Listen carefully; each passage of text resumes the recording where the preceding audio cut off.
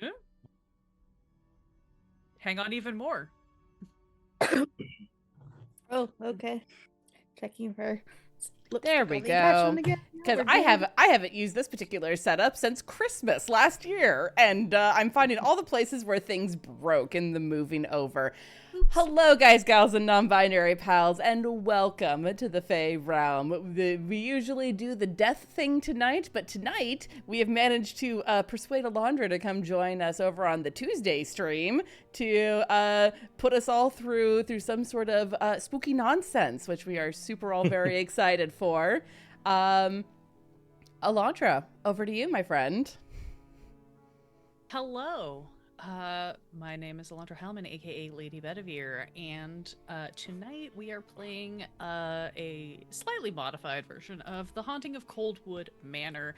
This is a scenario from one of the Uncaged anthologies. There are at least 4 of them that I know of. There may have been more since the last time I looked them up. They are edited by Ashley Warren, and they are really wonderful resources. So I just want to give them a little bit of a shout out. I have run many scenarios from these anthologies before, dropping them into my home games and as standalones, and they are super great. And tonight, we open on the local adventuring guild, a humble building in the nearby village. We've advanced technologically beyond the days of the notice board. We now have an entire building with a dedicated staff. And by dedicated staff, I mean 2 people who are paid to be there. Their dedication is something. They like getting paid. They who help coordinate and organize adventurers to solve your everyday or not so everyday problems. Need some rats kicked out of the basement of your tavern? Send a notice to the Adventuring Guild.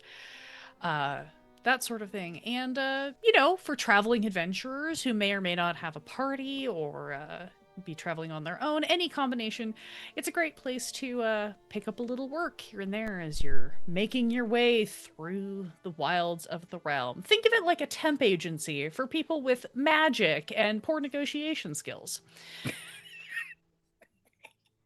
And this is where we will meet our new party. You are all folks who have made use of this service before to pick up some odd jobs here and there, and today you find yourselves sitting in the wooden chairs, the mismatched wooden chairs that were definitely donated or procured from various businesses around the area to fill the waiting room of the Adventuring Guild. You have all put your names in to see if there's any jobs to pick up tonight, and so we open on the 4 of you, and we're going to just go around, and you can give us a brief introduction to what we see, who we see sitting in this waiting room, perhaps flipping through pamphlets about our Lord of Light Lathander, or the local services available from our medical guilds as well.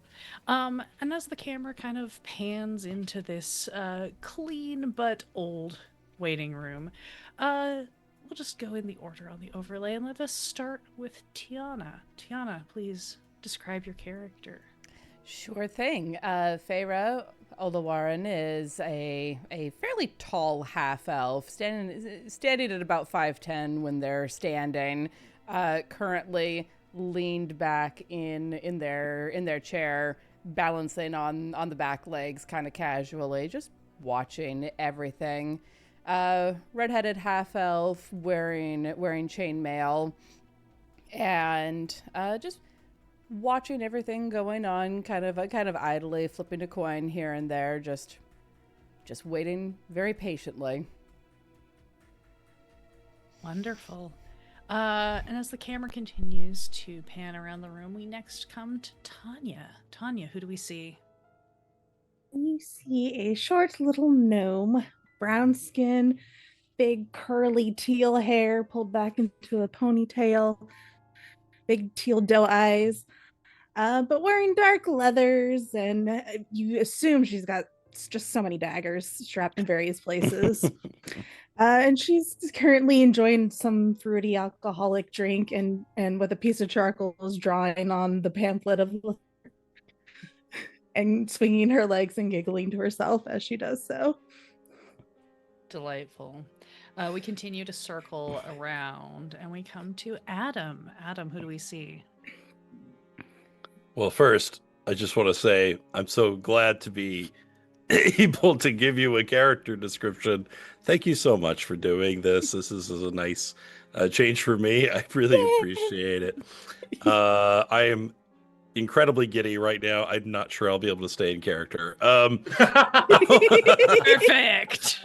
Having said that, you see a 6-foot, slender, almost rail thin, drow elf with high spiky hair, creating almost like a paintbrush look. And he is eyeing the map and with his gangly arms crossed behind his back, twiddling his fingers as he considers whatever it is he's considering on that map. He seems to be looking over mountain regions. Other than that, he has no weapons. He is dressed in basic black clothing and just a nice pair of traveling boots. Wonderful. Contemplating this large map of the region, lost in thought. And lastly, the camera pans over to the final occupant of this waiting room. Chris, who do we see? Arngrim is a tall, broad-shouldered orc. He ties his hair in braids that meet at the end in an explosive ponytail, wild mane of hair. He is wearing a set of weathered, used armor and chainmail covered in dents and bludgeons and scratches. He is tending to his shield and his weapons rather than sharpening them, and rather than trying to refine them. He's more turning the blade over in his hand and admiring the notches and the scratches it has collected over the years. Beautiful. So these four figures sort of haunt this waiting room a little bit. It is getting close to evening, but that's not really a problem. The Adventuring Guild is open 24/7 because you never know when adventure will strike. As you are sitting here, you've all been here maybe for a little while, half an hour maximum, though. You suddenly see a slightly frazzled looking half-elf appear from the back room. Interesting, another redheaded half-elf, although she's got darker, more chestnut colored auburny hair. She is wearing field leathers, has a massive longbow still strapped to her back, and kind of comes in looking a little flustered, like maybe she just got here through the back door. Comes rolling in, quickly looks around with just like big, almost doe eyes, and she's like, "Oh, I'm so sorry. I'm so sorry. I didn't realize anybody was here. I apologize. Did anyone sign you in?" No. Oh, damn it. Okay. Great. That means somebody left their shift early. Give me just one moment. If you could all just she kind of like flusters around, finds some paperwork, hands you all some very standard forms. This is kind of DMV-esque, of like they ask you to give the same information so they can keep it on file, but it's very old hat. Just quickly hands it a copy to you, and just like, just give me like 3 minutes, and so I can go pull today's records, and we can get you all hooked up with something. I'm so sorry about this. And she like flurries off back into the back room again. What was wrong with the notice board? How did we stray so far? Bureaucracy. It marches on. Why do they always want to know if we're on any new medications? I feel like that's just, shouldn't they know that already? It Yeah. depends on whether they're connected to our healer or not. Standard questionnaire: name, class, last adventure, your registration number with the guild, any new medications, any changes in your insurance, who is your general practitioner cleric, all these, the very standard sorts of questions. Any major changes to your health, any recent deaths and resurrections, the usual. True to form, in 2 minutes and 54 seconds, this woman reappears. She's sort of like smoothed her hair back. The longbow is gone. She's taken off some of the leathers, a little more appropriate to be like sitting indoors at a desk. Although she's still wearing like her chest plate sort of vest situation. She comes around, gathers the papers you've filled out, and it's just like, hello, sorry about that. I think there's been some miscommunication on the shift change here. My name's Charlie. I will be helping you find your jobs this evening. Y'all come in together, or are you individuals? We are not yet acquainted. Well, I hope you're here to make some new friends, because I've got a great job that it looks like all of you, shuffles through the papers, would be perfectly suited to handle if you're up for the challenge. But of course. We're here for.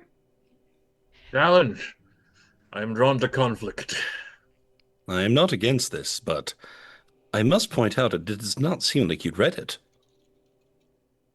Sorry? The forms. I answered my form in great detail, and you have already assumed that I am good for your job, but you have not read them. Well, you are, it appears to be working with a pact giver. That already tells me that you are going to be uniquely suited to handle this particular sort of situation. Oh, I see. My apologies. Oh, no apologies needed. I'm also just a real fast reader, and I'm just pretty good at reading people. You might say I have an incredibly high insight score. Also, my older sister is kind of wild and taught me a lot of like skills about how to just like quickly clock people. It's a whole thing, runs in the family. Anyhow, I too am skilled at clocking people. I believe that wholeheartedly, and I think that is a skill that we could use in this newly formed. I don't use the word party. That seems like we're like really committing to something here. But this gig. I have several siblings, many sisters, in fact. How many do you have? Oh, I've just got the one older half sister. She dated one of your folks for a long time. Also had a lot of siblings, most of them dead. It was weird. Well, I hope that their life was well spent in service to the Lady of the Demon Web Pits. They certainly served something or other. We don't have to get all into that. That sounds like a drinking conversation once y'all have some spending money. So let's get y'all hooked up with the job. She pulls out a big manila folder and flips it open. Goes, all right, I only have a minor briefing. But we have been contacted by Lord Cunningham, who lives in the Coldwood Manor up the way. You'll know it. It's the big spooky house on the top of the hill that looks like it should have thunder and lightning going behind it at all times. Real hard to miss. Anyway, Lord Cunningham is having a little bit of a what he refers to as a wailing problem that is bothering his wife. She's apparently ill and is very distressed by the strange noises that are occurring around their house. A whale. At last I can slay the leviathans of the sea. And the other kind of whaling. If you find flying whales haunting this house or something, I'm going to be very impressed. And I would love to hear that story as well. It's been a long time since I've had accidentally land-bound oceanic creatures as part of my problem solving. So, anyway, I can give you this map, this letter of introduction, which he has left to be handed to the adventurers. You know, I guess he's being real protective about who he lets in and out of the house because his wife is so sick. So this will tell him that you have come from the guild to talk to him further about his issue, and you can head up there at any time. He has said that you can arrive at any time, day or night, but evening is in fact the best time to call on him since his wife will be abed and he will be able to better address the situation without being disrupted by her care. Well, then that seems like the apt time to go. You can hand those papers to me. I am not encumbered. She gives you a quick up and down and hands it to you and goes, my sister's girlfriend would really like you. She wasn't running away, was she? That would depend on your definition of running away. Oh, that would be very important to know. Has she returned to Mensa Baranson? Not recently, from what I understand, but that's more of an issue of not having the plane shift capacity. She's under what some would consider planar arrest right now. It's a whole long story. I cannot wait to buy you a drink and hear the rest of that story when we have some spending money. Oh, speaking of spending money, we don't really do advances as a guild. It kind of got exploited by some parties back in the day that would kind of take the daily and then use it to buy real weird items that had no relevancy to the item hand. But I can issue you each one regular healing potion as part of your advance fee. That would be lovely. Thank you. So you may, of course, each add one standard healing potion to your inventory. Sweet. My thanks. The lifeblood that sustains my battle. I just to be clear, that one is not made of actual blood, but if you need one that is made of actual blood, I do have those at the back. I don't want to put anyone in a religious quandary or something with your dietary restrictions. What? It's really more a preference thing. I have a taste for it. Oh, okay. Understood. They often say to drink the blood of your foes, but few have ever actually had the distinct pleasure. No, that's true. That's a very fair assessment. Well, I wish you all the best of luck. We are here for you. If you run into something that appears to be above your level, you can contact us, and we will try to send out help. One of you should also take this. She hands you something. It's kind of reminiscent of like a sending stone, but it's just like a giant, like red gem kind of thing. She goes, "This is your panic button." Yeah, this is your panic button. If you get in over your head, and it turns out this is a much higher level encounter than what we were told, you can smack that and it should summon some kind of assistance. I don't know what. I've never had to use one, but that's what they tell me it does. The Be big red glad button. to hand them to my foes. I'll just, slip this away somewhere. It disappears into one of your many, many secret pockets, never to be seen again, probably. I will pocket this 200 gold. Thank you. Advanced payment, we love it. I don't have a lot more information on the quest itself. That's going to be for you to talk to Lord Cunningham about. But do you have any further questions that I might be able to assist with before I send you off? Anything you can tell us about Lord Cunningham that might be important? Is he easily offended? Is he pretty chill? I mean, I haven't encountered him too much personally. Stories around the village are that he's kind of pretentious. You know, real rich guy, lives in a mansion up on the big hill, kind of takes that seriously, does not like to mingle with the commoners, kind of that sort of thing. Keeps to himself a lot. Most people have only seen him around kind of on rare occasions when they see him in the village. He seems to pop up in the evenings. His wife's been very ill for a long time, and so it seems like maybe that's just when he's able to step away, have a few moments without her. His butler is a woman named Molly Beck.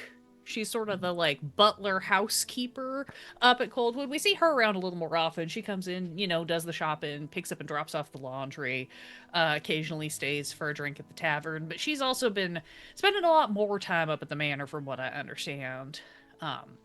Hasn't been coming down to visit as often. So I hope it doesn't mean that the lady of the manor is getting worse, but I fear that that is the implication, is that more care is being needed. So, great. Well, thank you all for stopping in, and I will see you on the completion of your mission when you come to turn in your paperwork. I must ask one question. I do not wish to be rude. No, of course. Are there any of my people there? Not that I'm aware of. No. Blast. No, the Cunninghams themselves are humans, as far as I'm aware. Ms. Beck, I believe, presents as human, but it could be any number of other things. But none from the Underdark, I'm afraid. Well, I don't have any other leads at the moment. I suppose this will be an apt diversion. If you are looking for anyone specific from the down below, I'm happy to put flag on your file to notify you for jobs that pop up regarding those particular types of jobs. I would be deeply grateful for that service. Yeah, of course. I'd be happy to. I will get that put into your file right away. Thank you so much. Of course. Best of luck to all of you. Again, don't hesitate to holler if you find yourselves in over your head. Although you seem like a pretty capable group, so I'm not too worried. I'll be here for the rest of the night.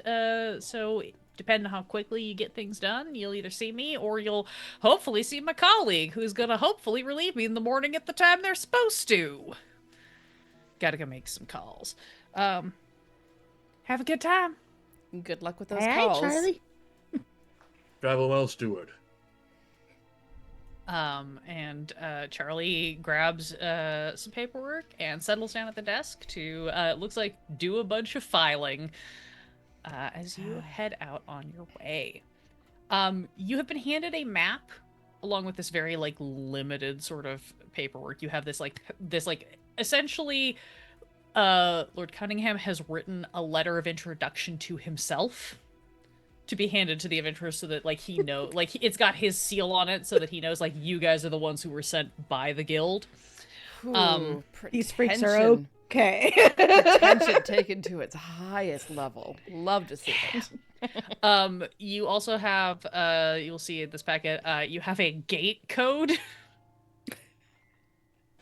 There's like a puzzle lock on the gate and it has the correct runic symbol order for you to get through the gate.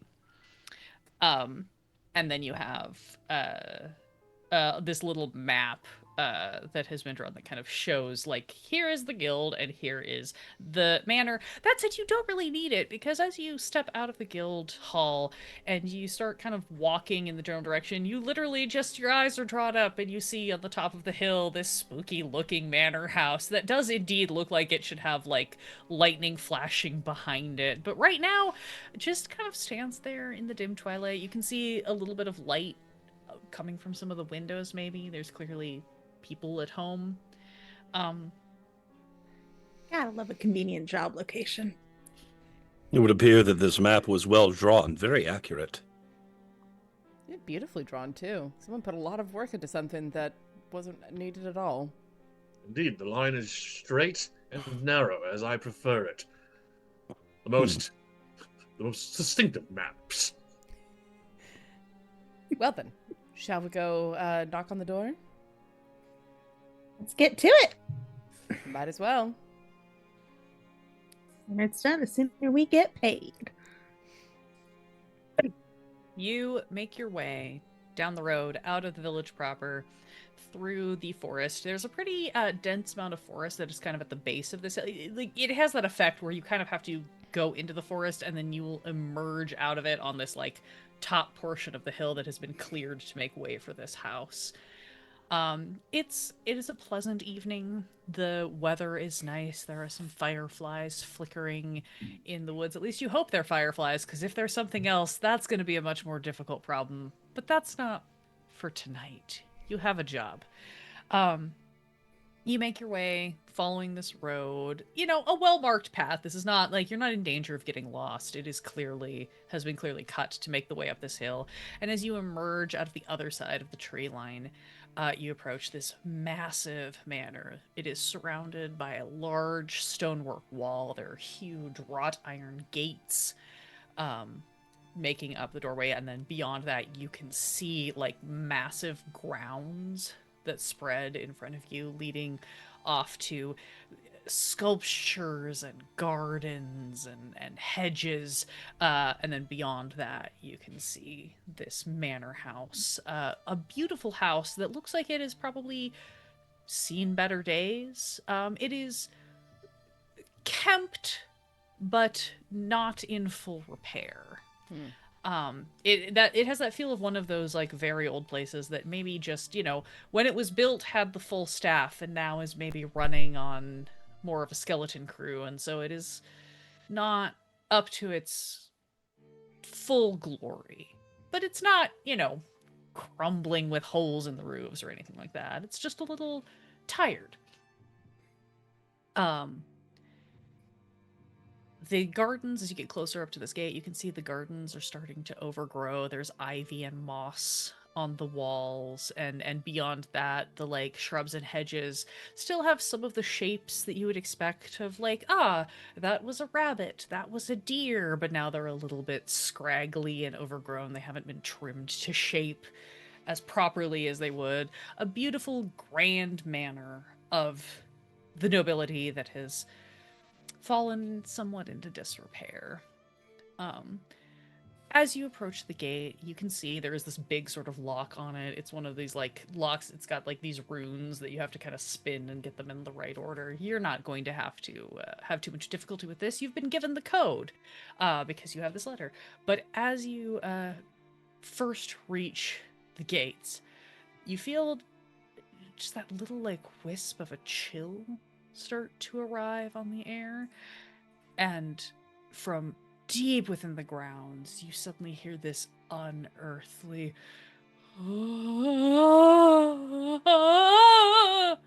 wail and sob that seems to just drift over the hill and kind of roll over you as you approach. Wow. That's certainly a problem. The architecture itself laments its own decay. But there's lots of hidey holes and climbing surfaces. Indeed, there must be. You input the gate code and kind of push open the gate. It's not rusty, but it has a little bit of that stickage of it could get there quickly if someone doesn't take care of that. But you only have to push it open partially to kind of slide through, and continue up this cobbled path, tiled even, with beautiful marble slabs that were once gloriously cared for and inlaid and now are starting to creep over with moss and weeds in the cracks as you make your way up to the front door. These must have been expensive at some point. As you approach the door, before you even have a chance to knock, you see the door crack open. And a young woman sticks her head out a little bit. She's got a huge amount of dark curly hair that is just barely sort of contained and pulled back into a bun, bright green eyes, and she sort of peers out, looks a little bit nervous as she looks in, and goes, oh, are you from the guild? Have you come to help us then? That would be us. Are you Miss Molly Beck? I am. Please come in. Oh, thank goodness. I was hoping someone might be coming. Right this way. I suppose you'll be wanting to see the Lord of the Manor then. We are here to see to your whale problem. Take us to the Leviathan. The Lahua Um, On terms. Everything is in order and done properly. I have here a writ from the guild and a letter of introduction. Oh, wonderful. Yes. Let's just come right this way. If you could all just wait here for just a moment, I'll go see if the Lord is ready to be receiving visitors. I'm sure he'll be happy to see you. And and you see she sort of like scurries off. I traditionally forget to make anyone roll dice until like the last hour of the game, so let's go ahead and break that streak by having you all roll, I don't know, insight checks.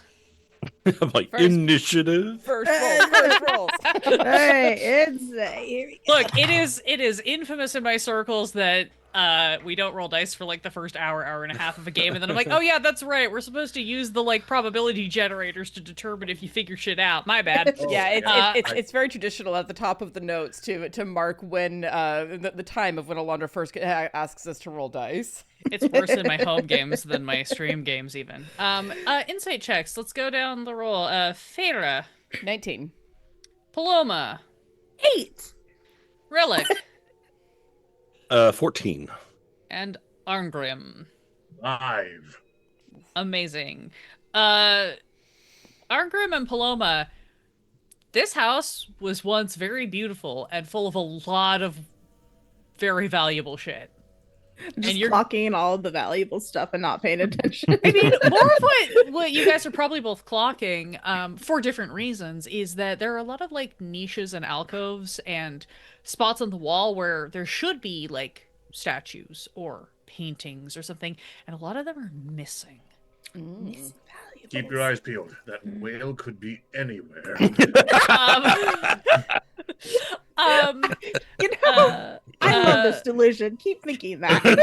Yeah. Faeyra and Relagh, am I saying that right? Relagh. Relagh.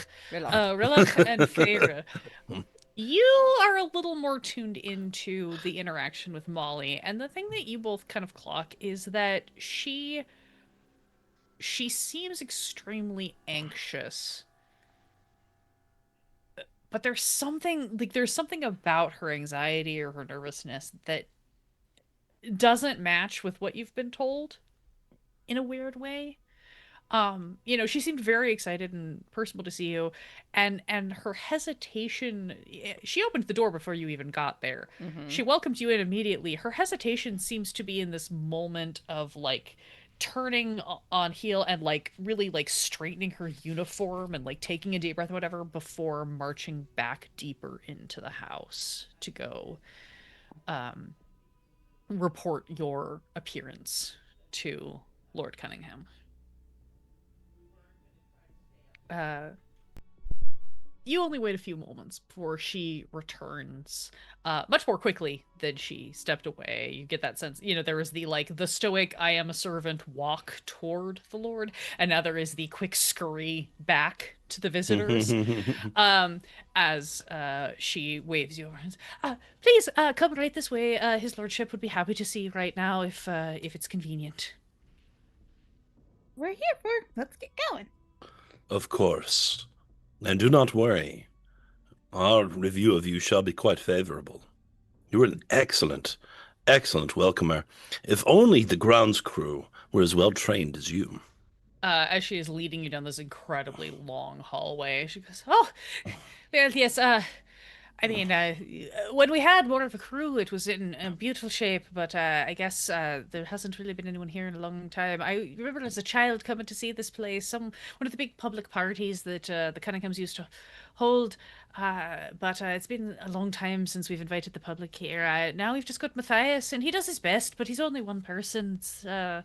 He's working himself to the bone. I try to tell him not to work so hard if there's no one here to see it. There's other things to prioritize, but he really wants to, honor the memories of those who were here before and try to keep everything as spick and span as possible.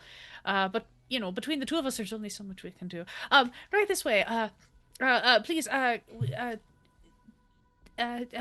She sort of like hesitates, like looks around, approaches these like big, imposing looking like oaken doors that are like ornate with these carvings. They look like they probably had gold leaf inlaid on them, but some of that has faded over time. And she sort of again does this little like straighten up maneuver and then does that like sharp rap and goes, "Your lordship, presenting the guests from the Adventurers Guild." She cracks open the door and then pulls it open and kind of like motions for you all to enter. Paloma marches right in. Matching her sort of cadence, when she is being more proper, I do as I believe the expectation is. Yes.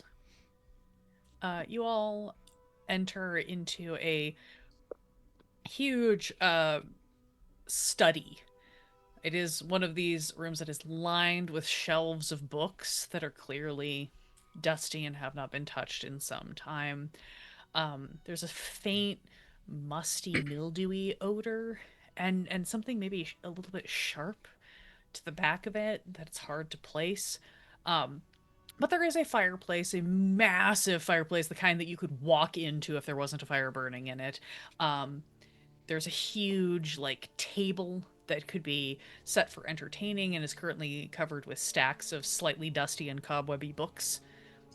And there are a handful of, like, scattered chairs around that table, and then beyond that, closer to the fireplace, two of those, like, huge, like, wing back plush armchairs for reading. And having risen out of one of these upon your approach, you see and maybe a man of indeterminate age. He's clearly a little bit older. He's got silver at the temples but dark on the top. He is immaculately put together. Everything is very crisp and sharp. He's in not like a full suit, but the most of a suit with, like, kind of a smoking jacket over it. You immediately get the impression, no role required, that this is the most casual this man gets in his casual. Is trading his, like, tuxedo jacket or his dinner jacket for the velvet house gown, if you will. But he stands there. You can see that he has a book kind of upside down, like, over the arm of the chair that he may have been reading, and there seems to be a little side table with a snifter of brandy, cognac, something of that ilk, sitting next to his chair. But he stands, hands sort of tensely clasped behind his back, and apprises you all as you enter. Well, rocks right in, stops within that normal, respectful distance, executes a perfect bow for a lord of indeterminate status. Lord Cunningham, we are from the Adventurers Guild. We heard you have a whaling problem. Yes, good. Welcome. Thank you. I suppose we should just get down to business then, since business is what you are here for. Yes, I am Lord Cunningham, and I am entirely grateful to have someone come to address this situation. It appears that my ancestral home is haunted. Or at least that is what my wife believes it to be. With increasing frequency, we have been hearing voices in the hallways, often sobbing or wailing women, driving my poor ill wife nearly to the brink of madness, and I would be greatly appreciative if you could get them to stop. Well, I'm Paloma Larkspur, and these are my companions, and she'll let each one of you introduce yourselves, because we did not do that for each other. I assume you guys chatted and, like, shared names at least on the walk up. You guys had, like, a half hour to walk up the hill through the forest. And also, I think, like, exchange the, like, so what do you do? What kind of role do you fill in this not quite a party gig? Your wife is probably correct. Women have a strong intuition and are generally more wise and intelligent than us.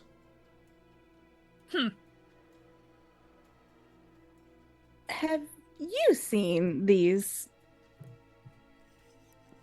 ghosts or whatever they might be? Or just your wife? I grew up in this manor, and we have always had strange noises throughout my whole life, as long as I can remember. There are always some ghosts, if you wish to assume that, wandering ancient halls such as ours. They are drawn to places of great import and wealth.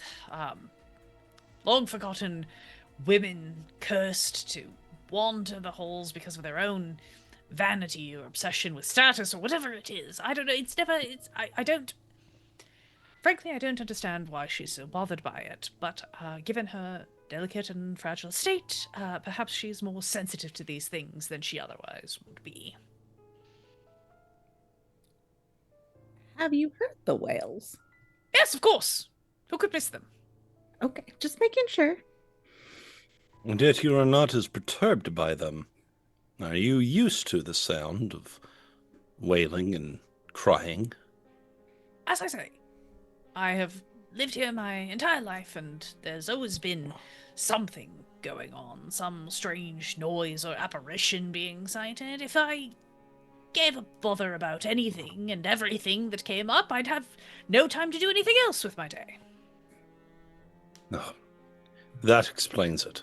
Perhaps it is these spirits that have destroyed your courtyard and ruined the pristine nature of the artistry of your home. Yes, well, it's difficult to keep good help on hand when they all believe that you're cursed or haunted or some such. I've tried to explain that there's nothing to be bothered by. They've never been a problem. I will admit it has become increasingly more frequent in the last month or so, but they don't. No one's being touched. No one's been harmed. It's just a slight annoyance of the crying at night, and not anything worse than what a normal woman does when she's having an emotional moment. I don't understand why everyone's so bothered by it. But it has been dastardly difficult to keep staff on hand. Well, her comfort is of paramount importance. We should attend to that immediately. Yes, I would be incredibly grateful if you could do so. Perhaps you can persuade these, whatever they are, to go find somewhere else to flit around. These phantoms, they appear to be afflicted with sadness. Take me to them, and I will regale them with tales of my victories. If you think that would help, go for it. This is outside my purview. I, again, not bothered by it. You are welcome to explore the manor and look for these, mostly we've been hearing them in the gardens of late, so perhaps, Miss Beck! Miss Beck! And you see the sort of housekeeper woman who you met before just sort of like appears in the doorway. You suspect she was probably like standing just outside listening, but just immediately appears. Yes, good. Miss Beck, if you would be so kind as to show our hearty adventurers to the gardens where we last reported the sounds of the hysterical crying, perhaps they can resolve our issues for us. That would be most kind. Thank you. Thank you, your lordship. We'll see you later. I must point out that Miss Beck is a wonderful example of good service. He kind of like looks at you and gives you a little bit of an eyebrow raise, looks over at Miss Beck. She is absolutely doing the like perfect, like deferential, like straight back servant pose, non-eye contact, just hands clasped, like waiting to perform her duties. He goes, very good then. She looks just like I would do in the presence of my mother. Thank you so much, your lordship. I think we will set forth. Yes, good. We shall Miss not Beck return until victory is in hand. That's what I like to hear. Miss Beck can assist you with any further questions you might have. And please, by all means, don't return until you have succeeded. Thank you. He just fully, like, turns his back to you guys, marches back over to his chair, sits down very, like, languidly, like, sits, like, it's like, sits back, crosses one leg over the other, picks up the book, picks up the snifter, and just settles back into his night. Molly is kind of sitting there. Now she kind of glances up at anyone who appears to be looking and just kind of like does a little like head nod toward the door. Yeah, Paloma nods back and I think follows we her out. escape with alacrity. Yeah, you No, all. not alacrity. Oh no! You all funnel your way back into the hallway, and she like closes this giant oak door behind you, and you can see that little bit of like the shoulders relax just like ever so slightly. Well, he's not going to be any help.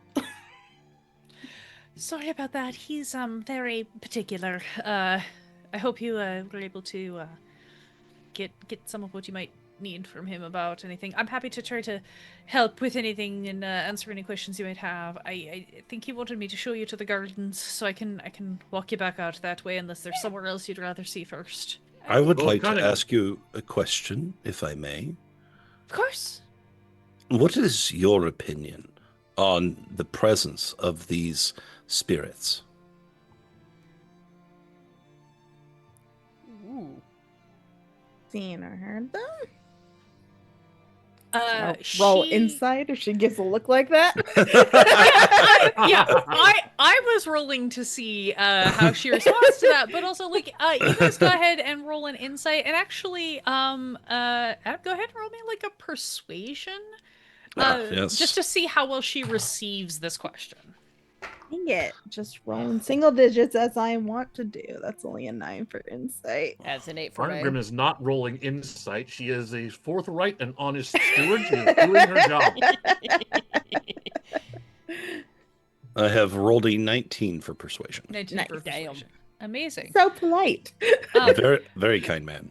Yeah, no, everybody is like, yeah, no, she's like the consummate servant, and you kind of ask this question, and then you see she glances back at the door and like waves for you all, like finger to lips, and then like waves you all to continue down the hallway with her. Starts walking you kind of back toward the front door.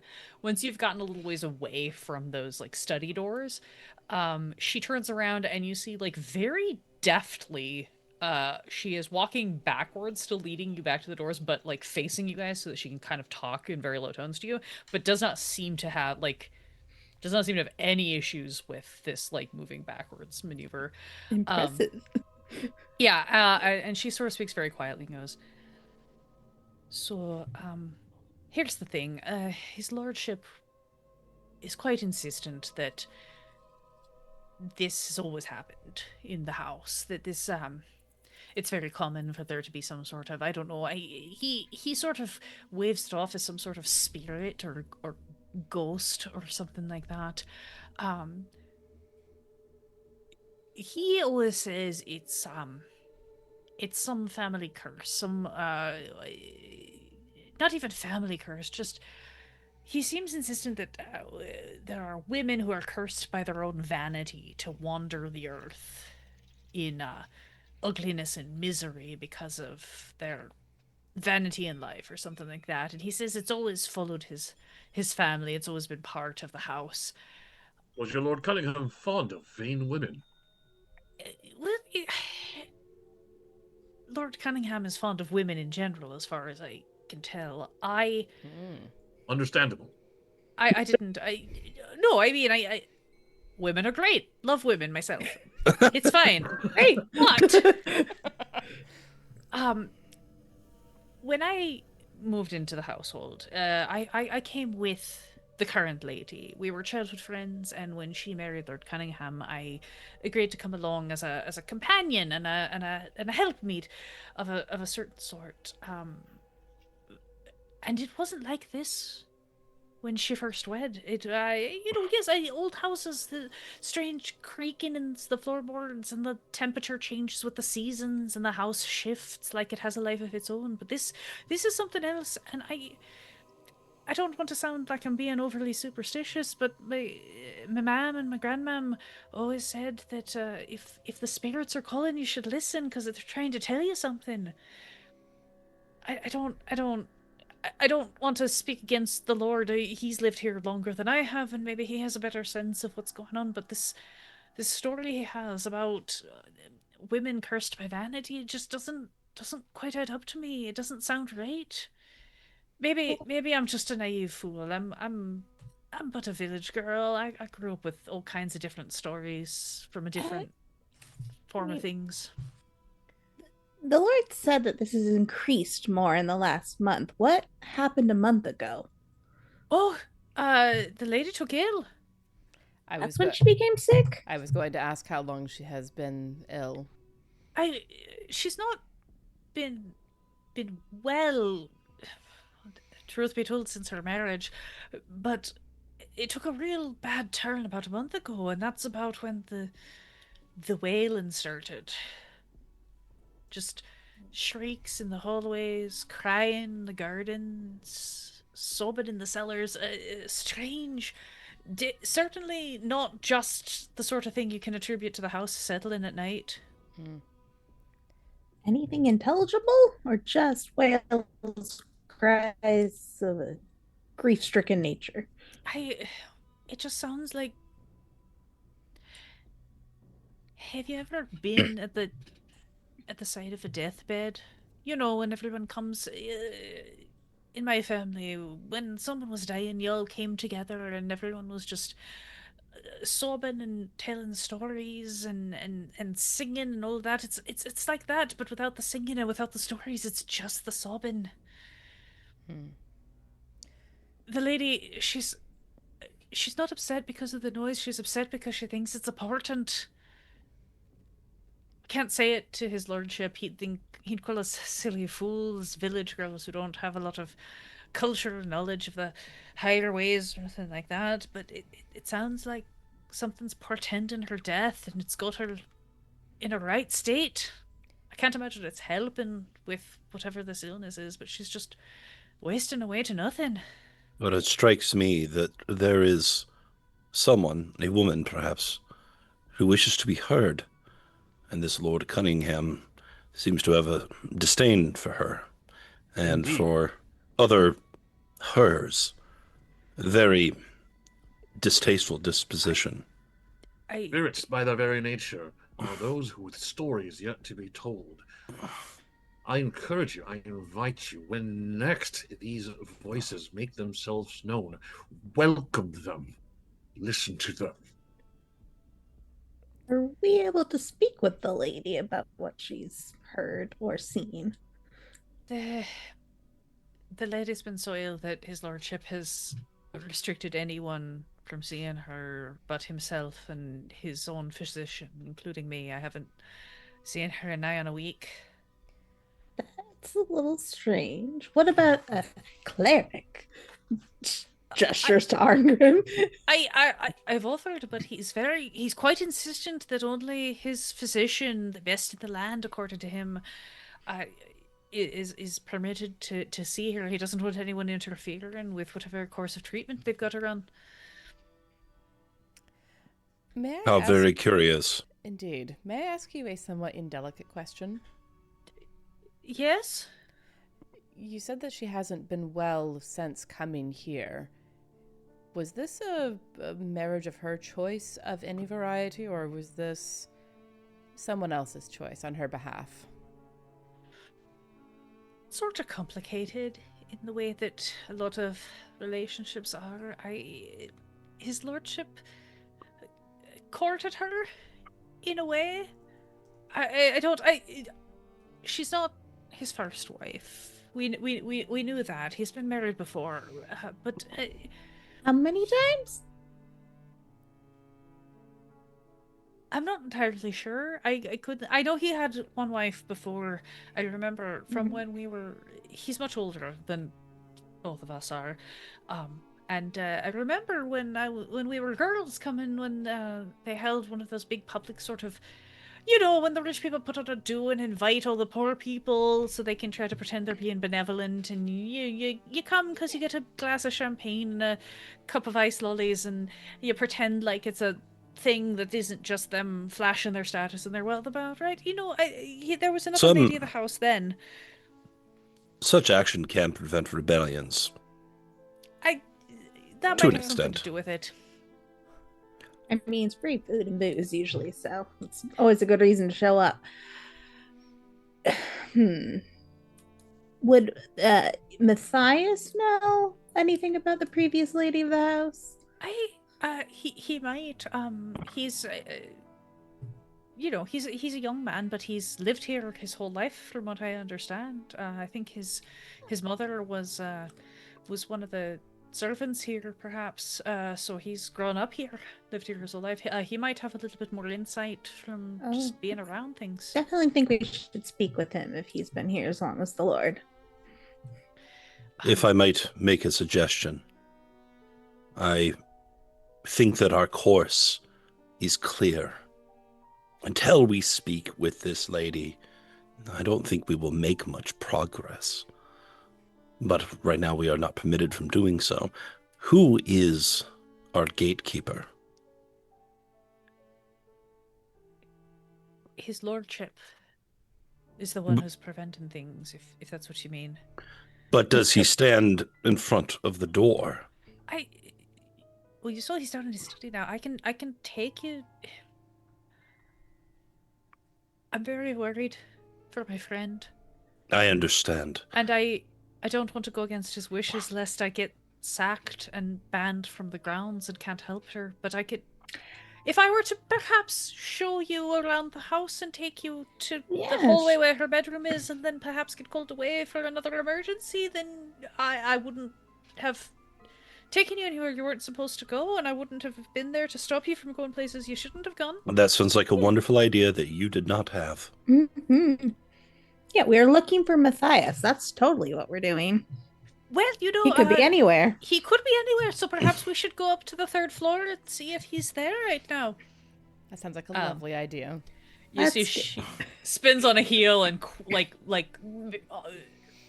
keeping composure, but sort of picks up her pace as she starts kind of scurrying up the steps with all of you behind. Takes you up this big swirling staircase, past a landing up onto the 3rd floor of this manor. As you guys make your way up, you again get to see more of this. This is a beautiful manor that was clearly built, maybe even a century ago. And again, it is tidy in its way, but it is certainly falling into disrepair. There are cobwebs in those upper corners that no one has bothered to reach. There is dust settling on things that are not deemed necessary to day-to-day living, so they don't need to be cleaned. And you can see the sort of vestiges of what was once this beautiful, vibrant manor, maybe 100, 150 years ago, that has just slowly descended into this state of decay. Molly kind of hurries you up and starts taking you down a hallway. And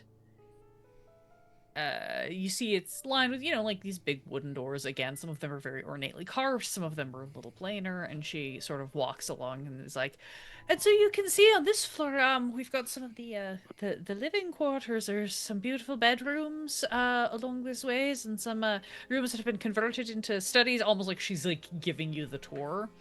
And as she's sort of motioning, she sort of pauses at one door and kind of gives you a more specific gesture. Sort of turns back. Yeah. And then if we continue on this way, you'll find that there's a back staircase that leads down to the sculpture garden. And she kind of continues along the hallway, pivots around, does that thing where she's walking backwards and kind of motions to that, gives you a stop hands, motions to that door again, and continues walking before she spins around and then keeps talking as though she's narrating the tour. Amazing. And you see she pauses once more. She gets to a door at the end of the hallway. She opens it up and she kind of turns and points down, and you see that she starts to go, and she clearly is descending a back staircase. That's a smile and a wink for anyone listening. Yeah. Right. She is sure-footed. Also be sure-footed. And swift. Mm-hmm. Should we knock first? Whether without her aid, we will be unable to navigate the house. We'll be fine, big guy.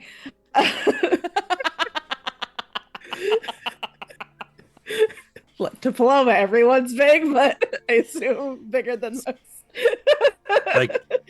I quietly try to open the door. You try the door. It opens. Knob turns. I would like to quietly, as silently as possible, enter. Sure. Go ahead and give me a stealth check. Yeah, Paloma's gonna slip in with them.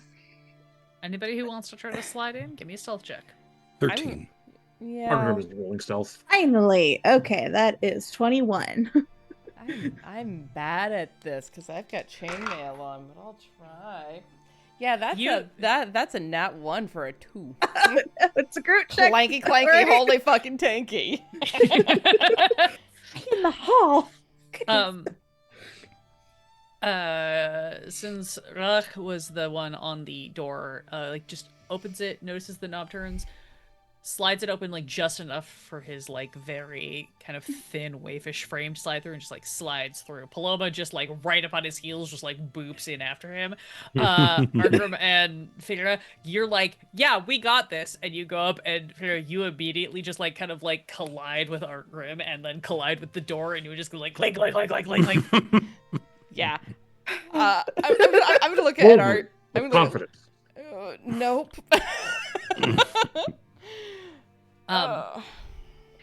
Relagh and Paloma, as you enter though, you're immediately struck by one thing before you even check anything else. There's no one in here.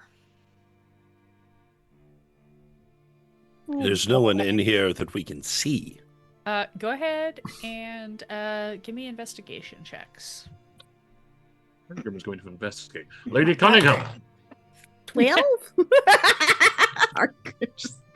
Shh, we're not supposed to be in here, remember? 19. See, I I'm was distracted 9. by Arngrim. Right. Everybody looks around. Everyone is able to kind of clock, in spite of yourselves or not. This room is clearly used. Like, this room is clean compared to some of the other places that are like tidy but dusty. This room is clean. There is a fire burning in the fireplace, and you can see like the bed is like the covers are like kind of like pulled up and kind of bunched, but they're used, right? Like this is a bed that has been occupied. It's not made in a like neat tidy way. It's almost that like shove the pillows under the covers to look like somebody's there, but there's not, and was poorly done, so you could easily tell that that's not a person. You can see there is a side table next to the bed that has a bunch of like bottles and little like packets that seem to have different maybe like potions and remedies and powders next to it. There are some books piled on. This is one of those like huge rich people beds where like everybody sleeps in a king, even if they're by themselves, right? The California king canopy bed. 1000%. And you can see that like on the side that doesn't have the sort of like bunched up covers, the covers are a lot more smooth, and there's like a stack of books there. Everything about this room is kind of giving you that vibe of like somebody who's been kind of confined to a sick bed, but that person is not there. Relagh, with your slightly better observation, you look around and you clock a couple of additional things. The door was unlocked. And so you kind of look and you think to check the back of the door, and you see that the key is in the lock on the inside. The other thing that you make note of is that there is a window that is like cracked open. Not like fully open like somebody went fully out. There's no like trail of sheets leaning on it. But there's a window that is at least cracked open, which does not seem like it would be recommended for a sick room. Lady Cunningham, you must pardon our interruption. I did not mean to intrude on your rest and your reading. We are here on behalf of your lord husband. She is not here. Supposed to be in here. You gotta keep it down. Rail has already got her. Look, let me just check for something real quick. I know we did that investigation room of the room, but can I like specifically look for secret passageways and doors? Oh, yeah, sure. Go ahead and give me an investigation or on. pitch me a different skill if you think you've got something better. My perception is better, but I'll let you do perception. You're of the roguish 16? ilk. Yeah. 16. You look around. You clock. It's not inherently a secret passage, but you do clock a like subtle door that is one of those. It's one of those like panels of the wall. You know, you've got like the beautiful paneling and the wainscoting and the wallpaper and everything, and you saw the one spot where like things are like slightly offset. So you can tell there's a door there. It's not necessarily that it's a secret passage. It's probably like the servant's entrance so that they can kind of come and go more subtly. And with a 16, you can see that it is a little bit agape. Like maybe someone has used it recently. Peek. Oh, I would like Scooby-Doo to peek. I would like to look outside the cracked window, lifting it up a little higher, looking outside and seeing on the other side if there are perhaps footprints. You crack it open, you take a little look. There isn't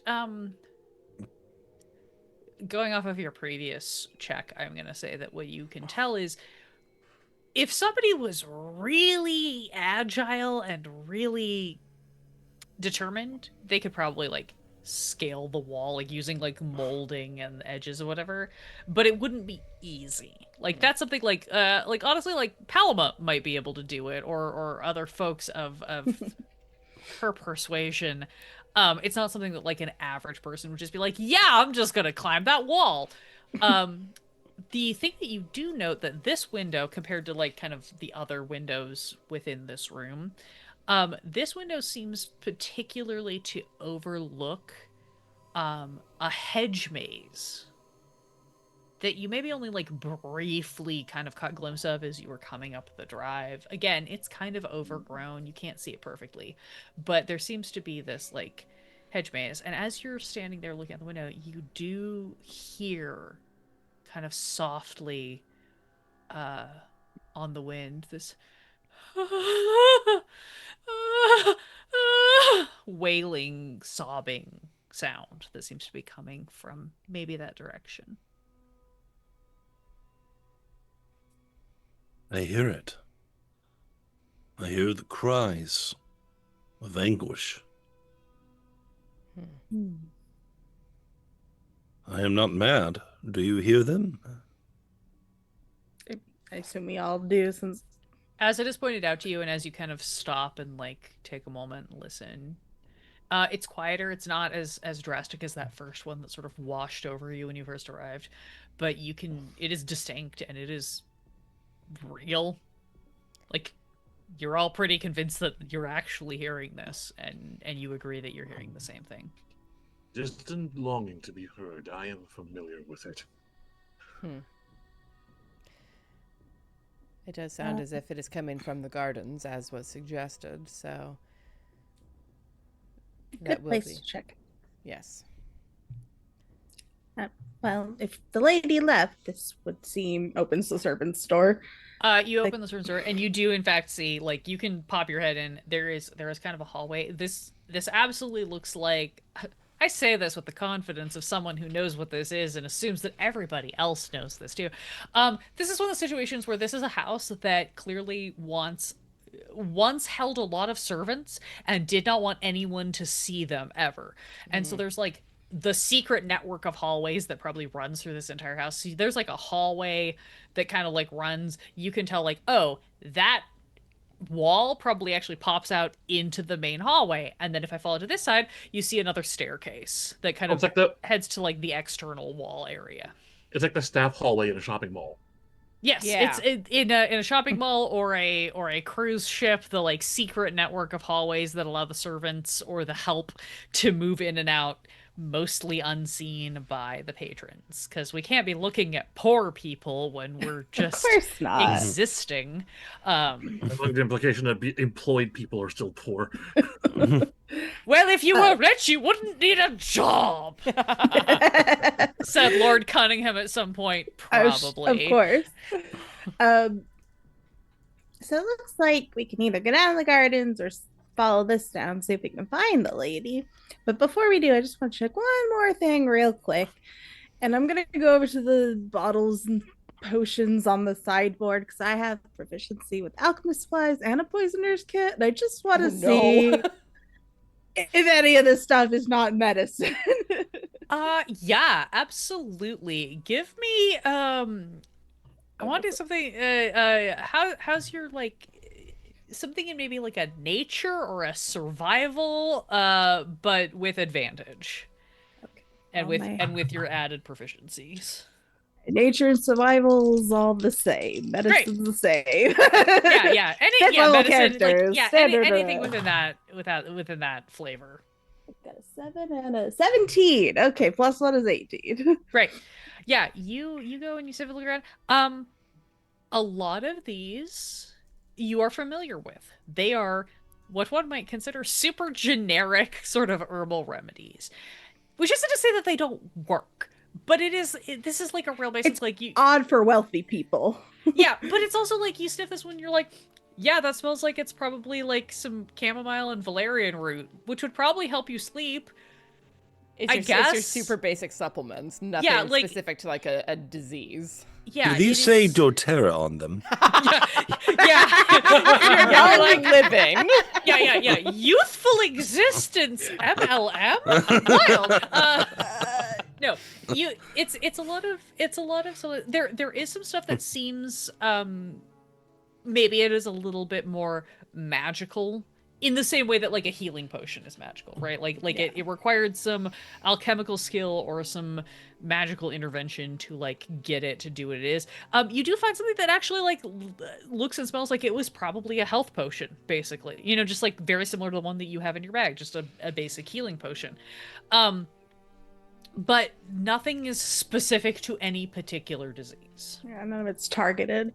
Yeah, it seems like a lot of very general, like, try to help you sleep, try to give you an appetite, try to make you feel less pain, try to make you more alert, try to make you have more hit points. A weird concept that we have in this world. I have a whole diatribe about this that I will save for the equivalent of the break/after dark. But nothing seems to speak to you to like an actual like specific illness or disease. Yeah. And I mean no poison, so that's good. Yes, that is the other thing too. Not being given the disease on purpose. If anything, a lot of these seem more like they are health supplements. She shares this with the group. So she's sick generically, I guess. So that's a little odd. And obviously she's well enough to go wandering around, so evidently. I would like to use, if I may, my divine sense to see if I sense any undead around in here. It's a 60-foot radius to try and sense celestial fiend or undead within 60 feet. Sure. Yeah, so I'm just like, while Paloma was looking at at all the bottles of the clink and the clanks, Faeyra kind of closes their eyes and just like extends their senses out to feel for like. I hear the wailing down in the maze, in the hedge maze. I suspect there's something down there that will ping on my divine senses, but I want to know about up in here. Sure. 60 feet. I'm doing a quick bit of brain math. As opposed to paper math, the math that you do when you write it down so that you have to use less brain. You don't, within 60 feet, you don't sense any specific, like, extant creature within that realm. You do, for the flavor at least, you do kind of get, like, almost like that aftertaste of just like death, undead, something like there's like there's that like a weird kind of musty like, oh no, I don't like that kind of I think would kind of ping off of your almost like undead sort of sense Sure. to a certain degree. But it doesn't seem like you're not getting the sense of like, oh, there's like an invisible creature in this room or Sure. anything. You're just kind of getting that like that gross aftertaste of something was here at some point. Yeah, there's an undeath flavor in the air, which Yeah. is interesting because a place as old as this, there being death is not that surprising. There being undeath kind of is. It's a little more concerning for Yeah. sure. Yeah, I think Faeyra definitely makes the face. It doesn't quite do the nim nim nim, but like almost looks like they want to. The sour face. Yeah, Yeah, the sour scrunchy face. Yeah, just a little bit of like, oh no. But yeah, you get that information, Paloma. You get all this information about these medicines, these supplements, and are able to share that with the group. And you have a couple of options. You can back out the main door, and you can follow Molly down the staircase. You can take this servant's staircase and see where that leads. It does look like the servant's staircase kind of goes to the exterior wall. So you're guessing that it might also lead down to maybe either an exterior door or maybe like a back kitchen or a back supply room area that is against an exterior wall. It does seem Got a like dumb idea. I love that, but it does We seem love like dumb ideas. the servant staircase might lead more to where Matthias might be. But what is your dumb idea? I'm eager to hear it. My idea is split the party. You four go down the gardens with Molly, and then I'll go down the staircase and see what I can see.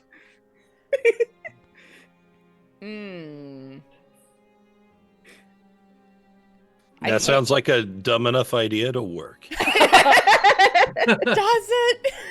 So dumb it just might do it. Oh God. Bobby, Well, look, if the Are we thing's sure- in the garden, you'll be in danger first, so you know.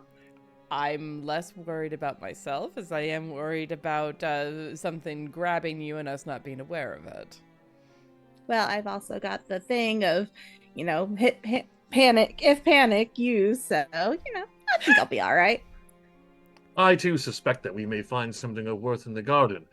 My current theory is that our spirit is lost in that labyrinth of leaves and needs help getting out.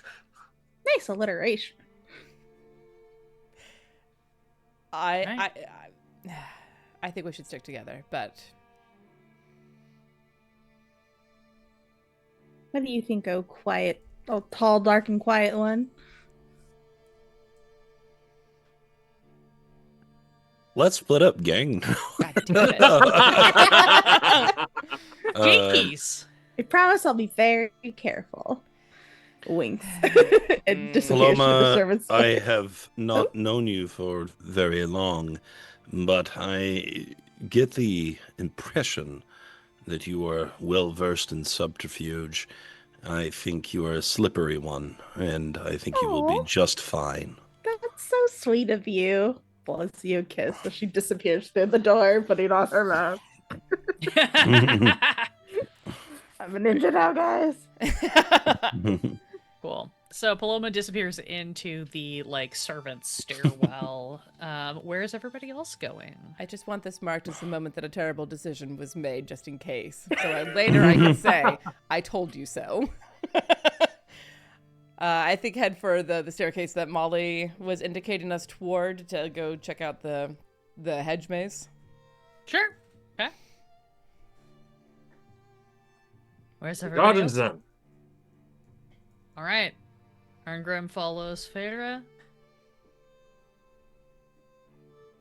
Strong hunch about this theory of mine. Relic, where If are I you too going? were lost in a maze of hedges, I would also wail in despair. I Mood. believe it was Paloma's intention to go on her own, so I will join the others in the maze. Great. Okay. Paloma heads solo down the servants' stairs. The rest of you sort of quietly back out of this bedroom. I presume close the door behind you and trot Of course, up she's towards. sleeping. Yeah, obviously. That bundle of pillows under the blankets told me so. Yeah, it's totally snoring. I hear the ha-shoo, ha-shoo. Would like to snag that key, though. Yes, you can absolutely just palm the key out of the lock, pull the door closed behind you, and you head down the stairs that you saw Molly descend down before. And I think, narratively, this is a perfect time to take a brief little break. Wonderful. So, Perfect. everybody, please stick around. We're going to be back super, super quick, so we can see where this haunted manor takes us. We'll see you all very shortly. Bye.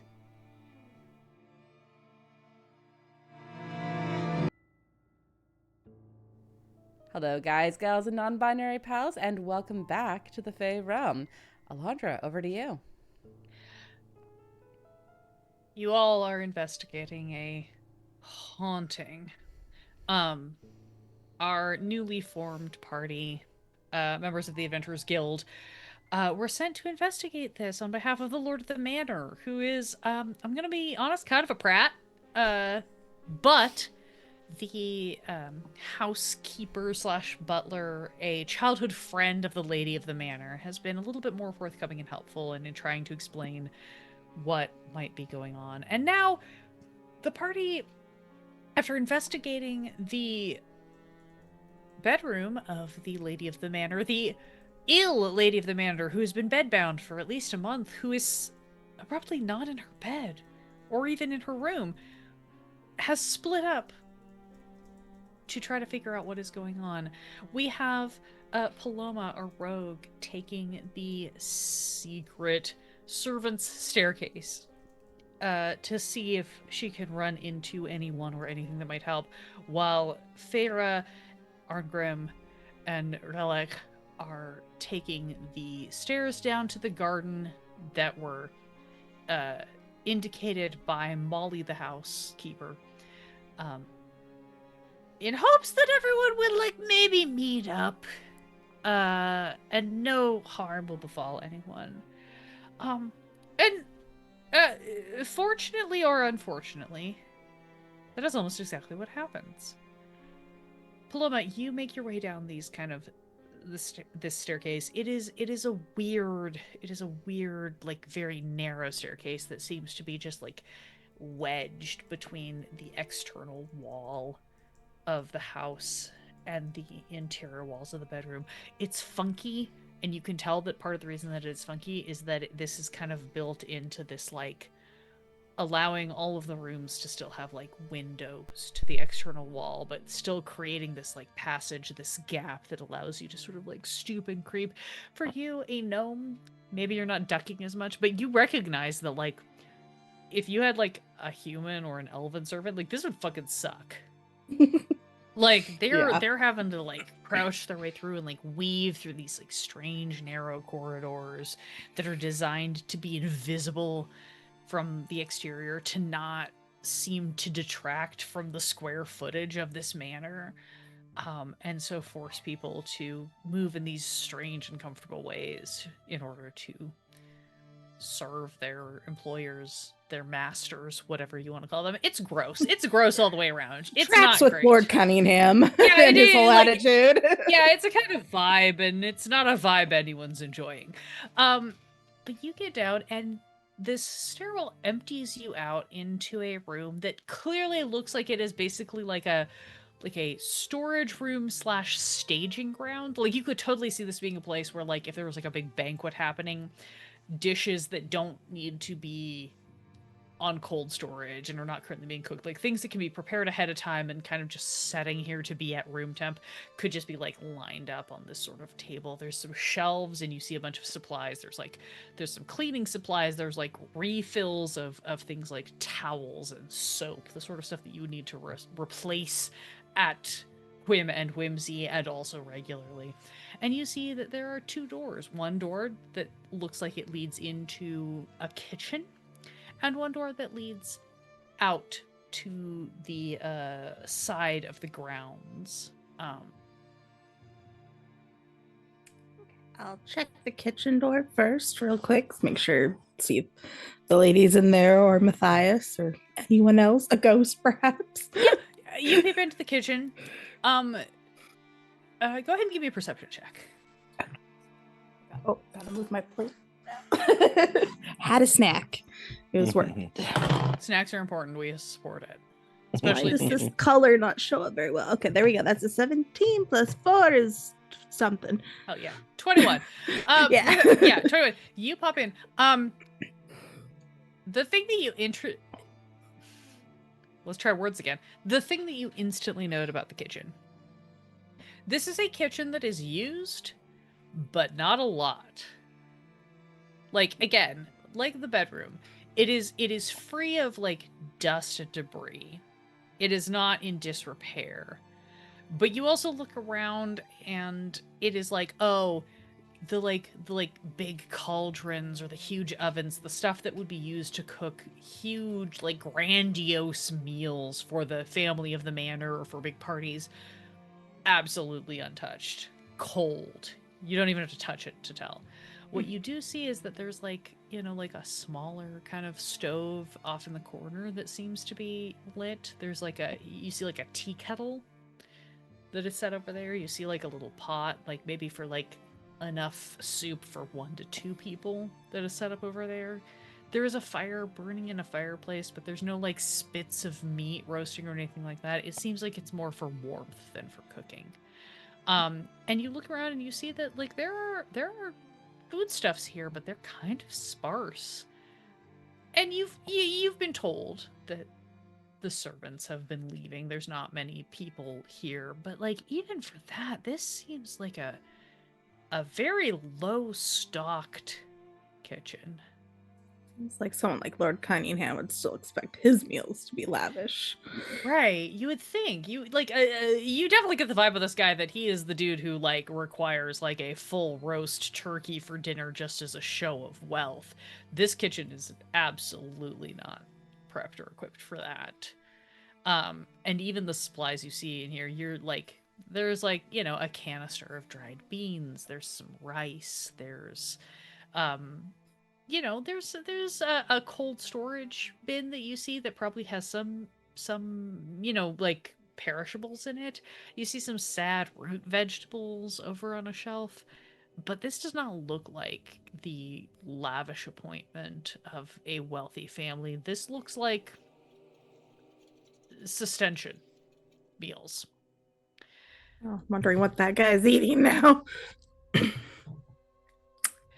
All right. Do you want to explore this further, or do you want to check out that exterior door? Yeah, I think I'll go out into the garden and see if I can meet up with the others. 'Cause my idea was just to see if people Sure. had come through here or if I could find them. But Yeah. thanks. You Garden's supposed to be. you head out to that exterior door, and sure enough, you spill out, and as you spill out, you see a few yards away, kind of headed toward the mazes in the garden, the rest of your group. Rest of the group! You made your way down this staircase that Molly had indicated, and it does indeed, it also splits off to 2 doorways, an interior and an exterior. You can see that the interior doorway just kind of leads into one of those main hallways off of that main hallway that you entered through. The exterior doorway, though, seems to lead directly out toward that hedge maze that you saw.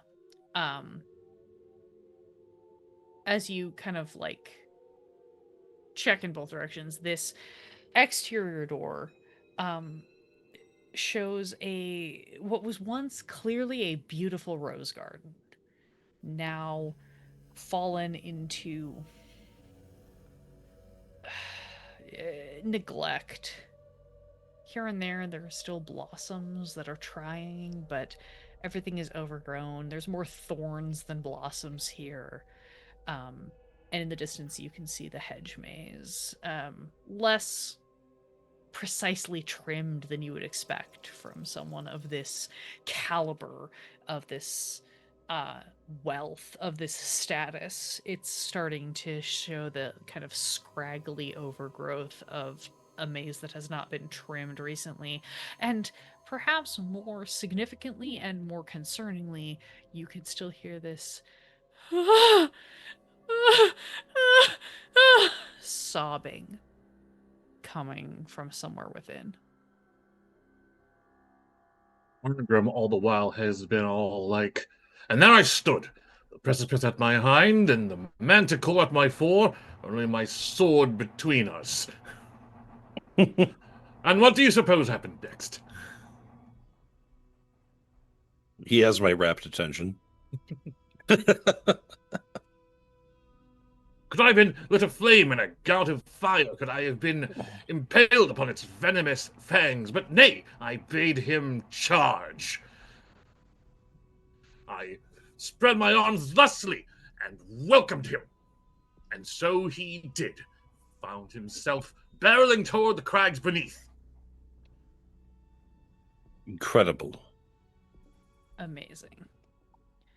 As you make your way out toward this hedge maze and towards this sobbing noise, you all reconnect with Paloma. Hey there, gang. Well, Paloma, you're here. Now I can repeat the manticore story. Before you do, just, Yeah, maybe don't. I'm sure she can catch up on it later when we have a drink. Oh, for sure. I will remember this. It is a good story. I was just seeing if I could find Matthias. The lady did not see either of them, but got a look at the kitchen, and there's not a lot of food in there. Like, definitely not, like, enough to feed 4 people, like, regular good meals. So either some people are going without or something else is going on. Certainly not the sort of lavish meals that I would expect someone like Lord Cunningham to be eating. So not sure what that's about. Perhaps Lord Cunningham is running sparse in his coffers. I mean, that's fine. Or else his gold is being used to feed his pipe before his stomach. Or his snifter glass. As well. I mean, I do get the vibe that he's low on funds, but Of course he is low on funds. He is not industrious. Fair point. Usually old money doesn't have to worry about that kind of thing, but where's it all going is the question. Well, it depends on how the old money has been spent and if there's been any investments to refill the coffers or anything of that nature. Money still does not grow itself unless you work at that. Well, I first thought it was, he's spending on a sick wife, but seeing that her medication doesn't seem to be much more beyond the normal, what's he spending it on? Mm-hmm. Certainly not upkeep of this mansion, so. As you are having this conversation and you're approaching this kind of hedge maze, you are all suddenly, perhaps, I don't want to prescribe, but perhaps stopped in your tracks as you all look up and you see that there is a light fog rolling in, seemingly emanating from the maze, kind of wisping toward you. Imagine the way that, a fog machine creates that sort of creep when it's directional. It seems to be like wisping its way toward you. But as you look up, and you're still hearing in the background this like faint kind of sobbing sound, and you suddenly look up and you suddenly see in front of you this almost like translucent apparition of a woman. She's wearing a ragged, once elegant gown with a cloak and a hood pulled over her. She's her hands kind of covering her face, and you just hear this plaintive wail emanate from her as she sort of materializes at the closest entrance of this hedge maze. There is something about her that seems regal and noble, but also you can see her hands are this like almost desiccated, mummified, shriveled nature, as she does not seem aware of your presence, just appears and lets out this unearthly moan of sorrow. Paloma says under her breath, please don't be a banshee.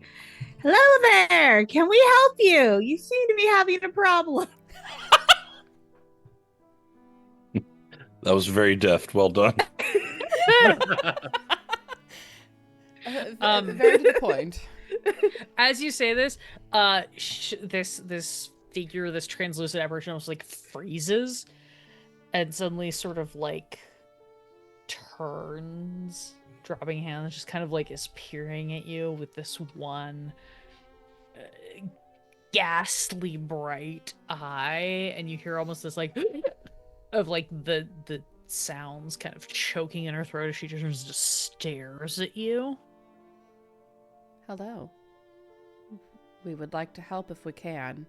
We do not seek to bring you harm.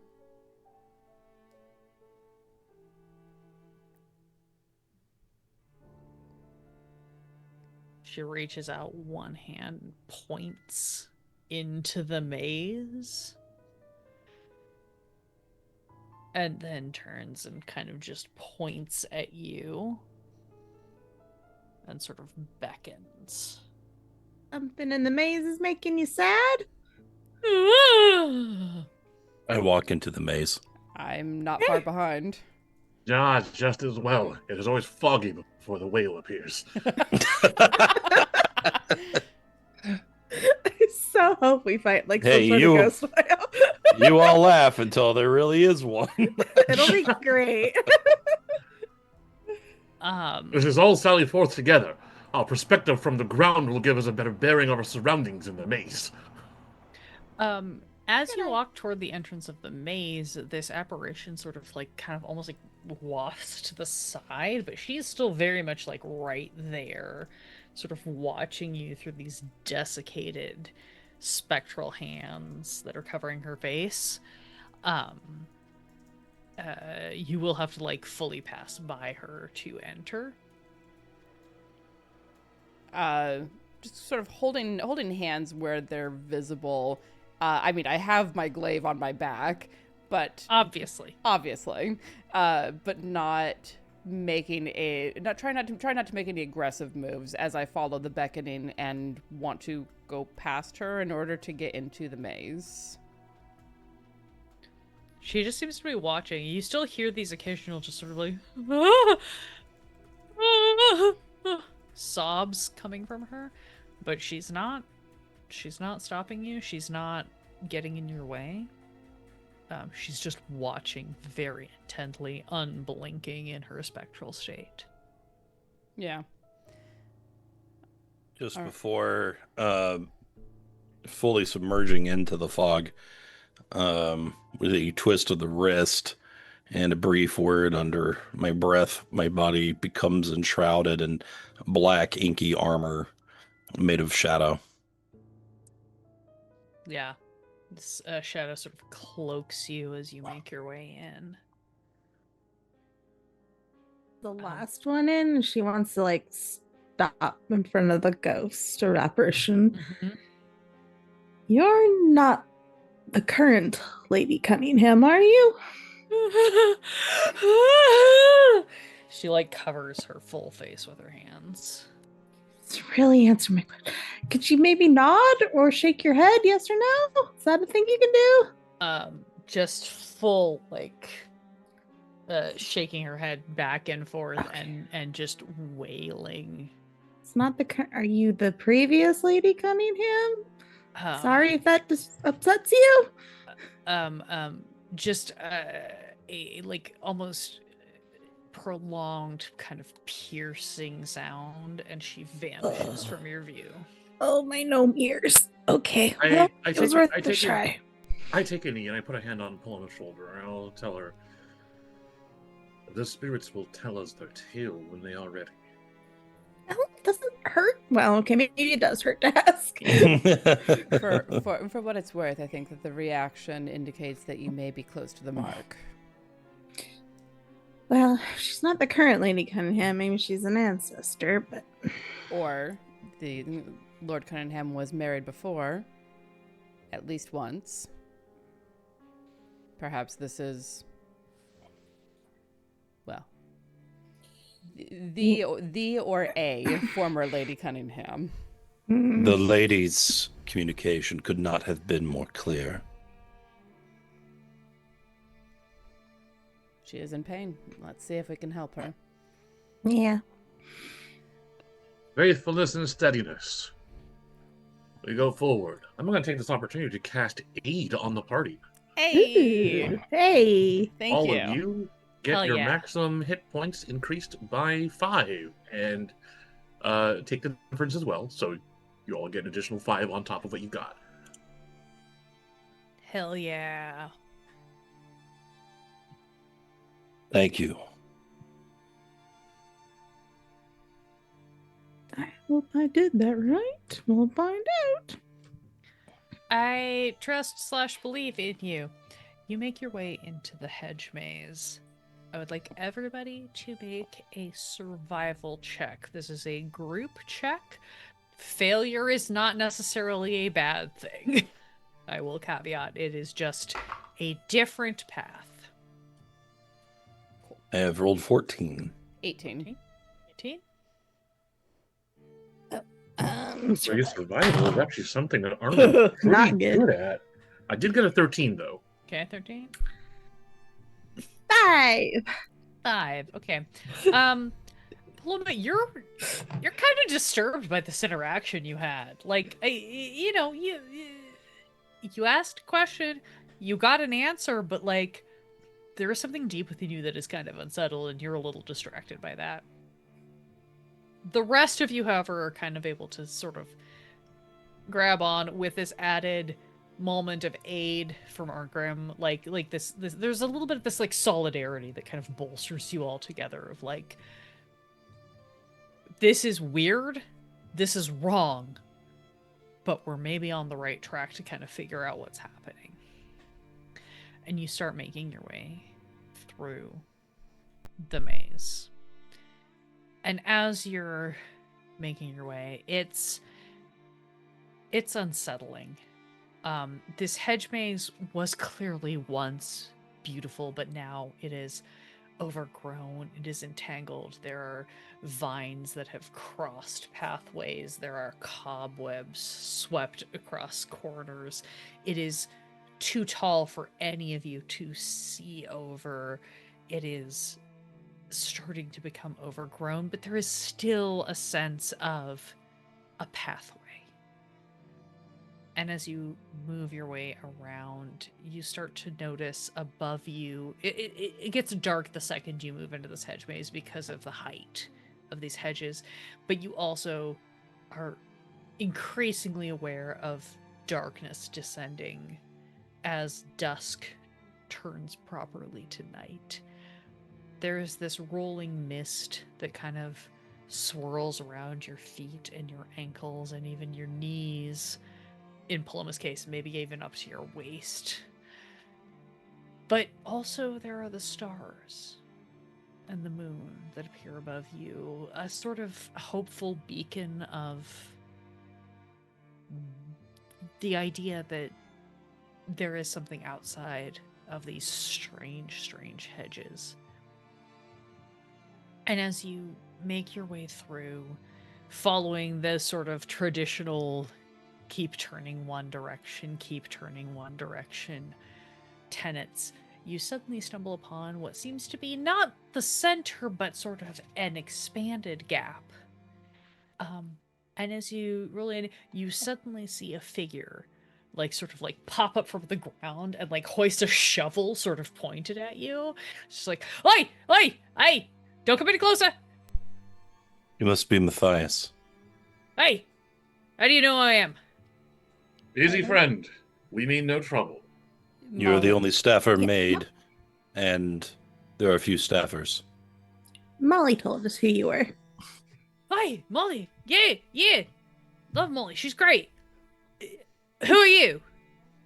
We're from the Adventurers Guild. We're here to get rid of the whaling problem. You're somewhat like angels. Charlie's angels, you might say. Oh, right. Okay. I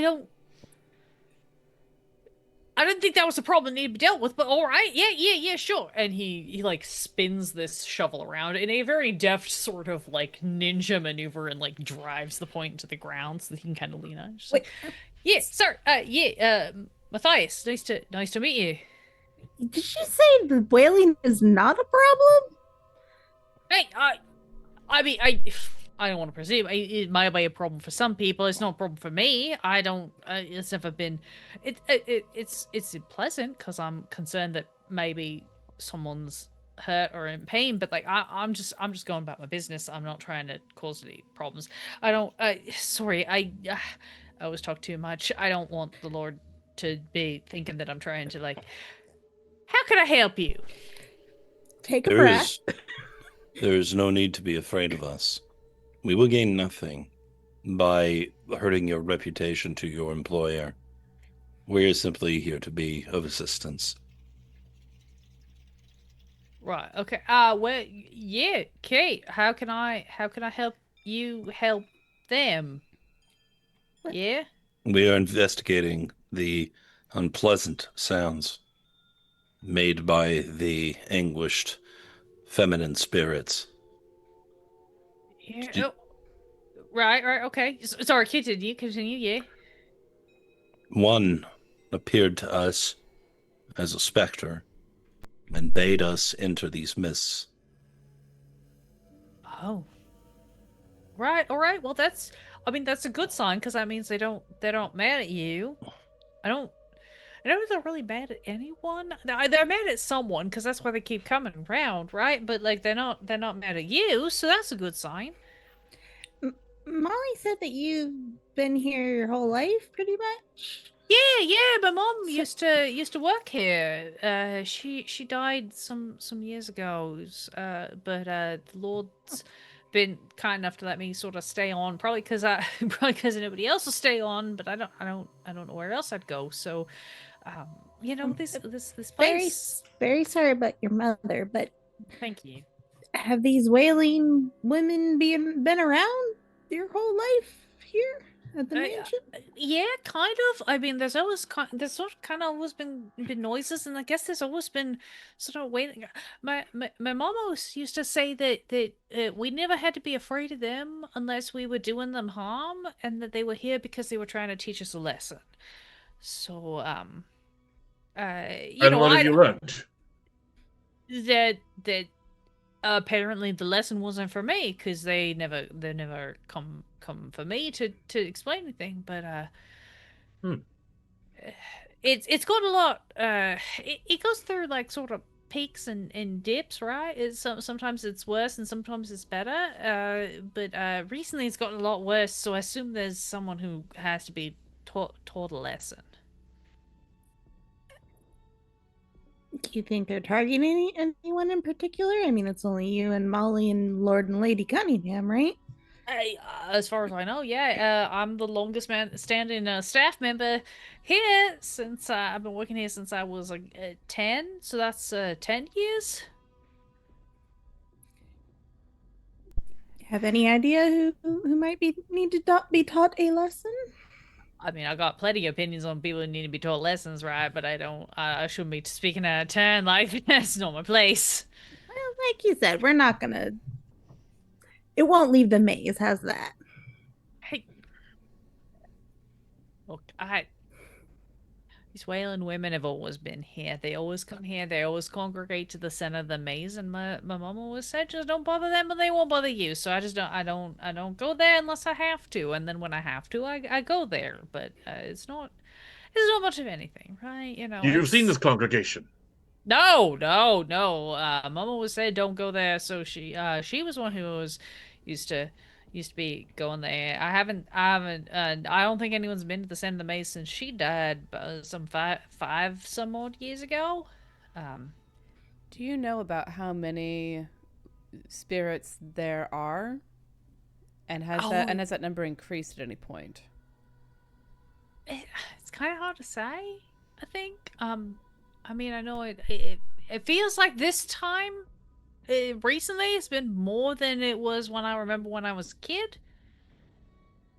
But that's still kind of hard to say. I wasn't really paying attention when I was a kid. I just listened to what Mom told me, so... Did your mom ever tell you how to appease these spirits? If she was the one who traveled to the side of the maze to see them?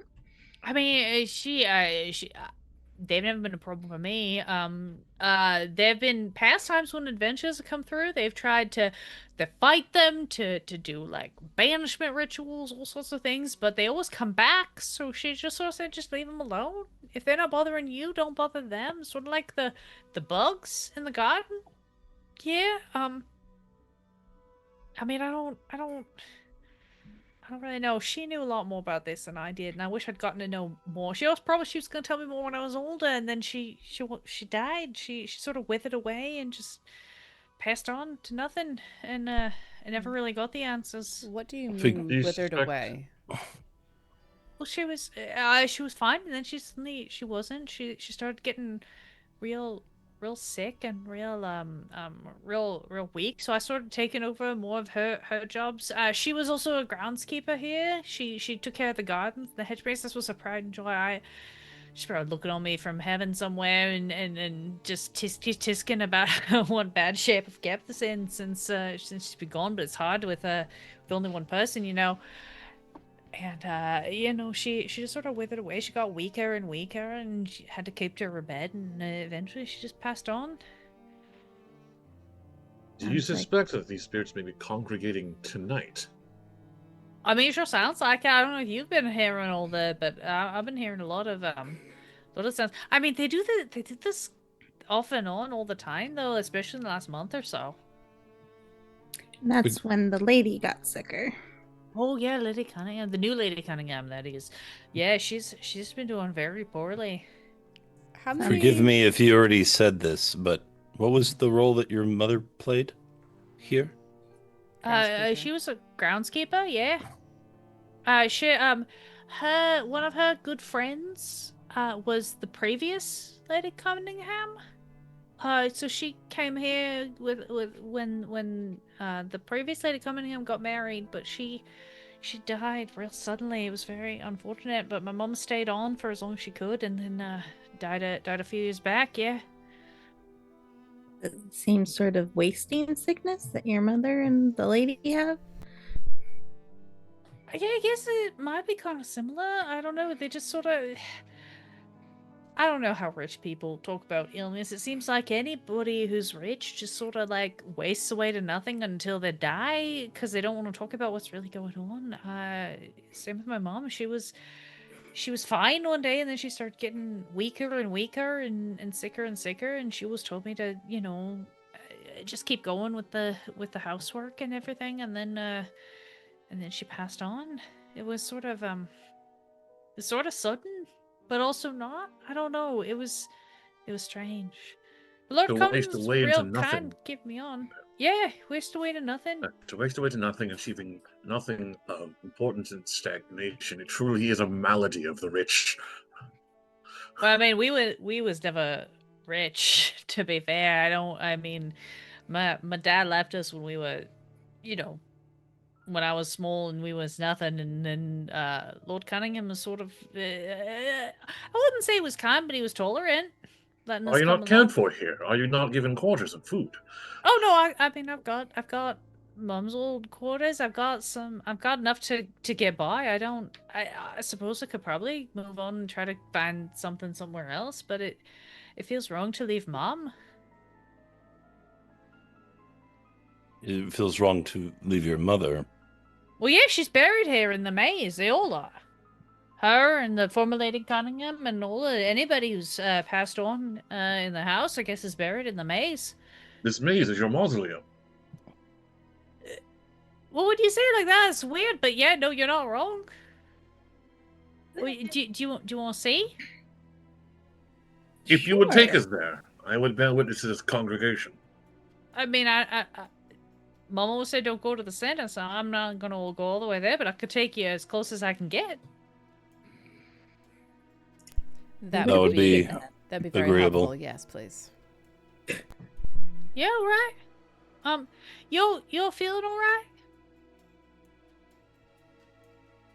Well, Sorry, no, it's just it's a hospitality thing. Mom always said to make sure anybody who's coming into the maze is of right mind, because mazes can get kind of get kind of weird, and do things to your brain. Come on. This Indeed, very the maze is the abode of the Minotaur, like that one time. And he begins going off about a Minotaur. for sure. Yeah, no, as Arngrim regales you with tales of the Minotaur, this very scrangly not just barely past teenage man, tall, skinny, built a little bit like Relagh, but more human. Just sort of like starts leading you through this hedge maze a little bit, pointing out to you the sort of like kind of false starts and the tells, the places where you can kind of see like you start to identify that there are a handful of different plants that make up this hedge maze, and he sort of starts to explain to you that you can use those to navigate the false ends versus the correct ways. But also as he as he leads you through, he starts to point out these plaques that are set into the ground.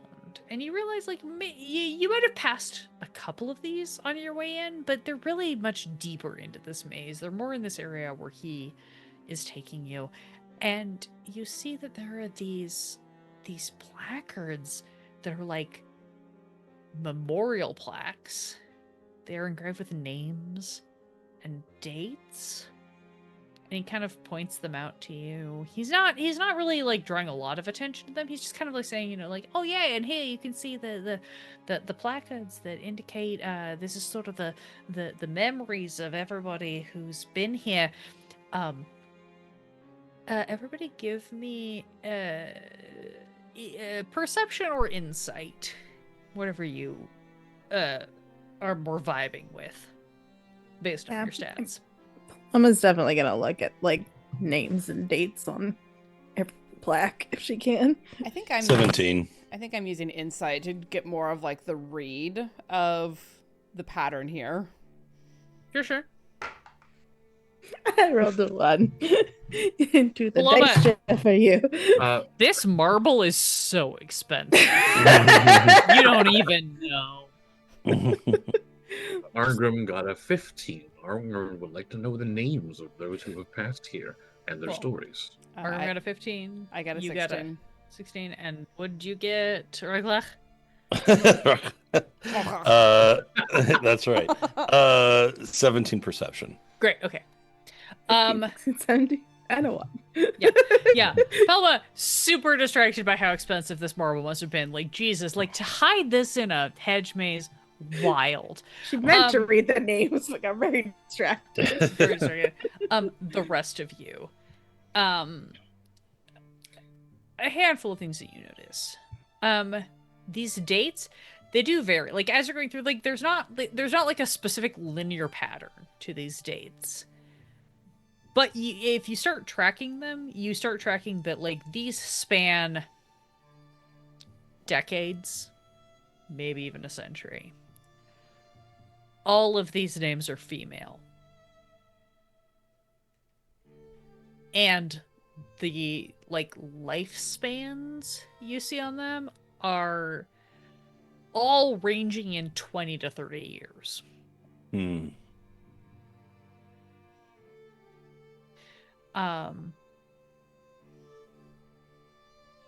Matthias continues leading through.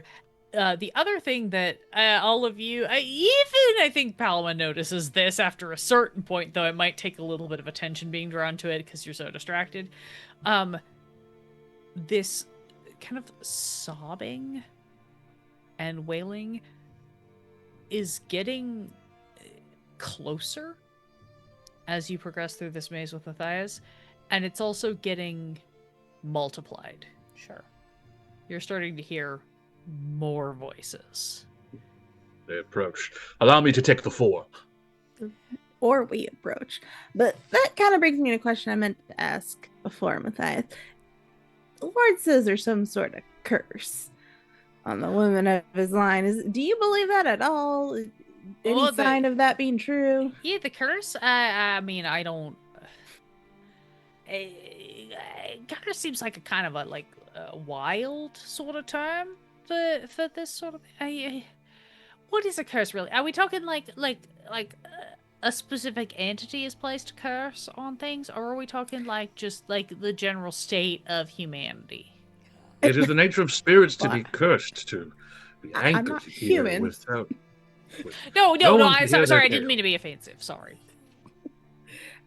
Just saying I can't speak to the general state of humanity, but it seems like, correct me if I'm wrong, women seem to be dying of some sort of wasting sickness and then becoming ghosts that wail. Is that incorrect seeming to anyone else?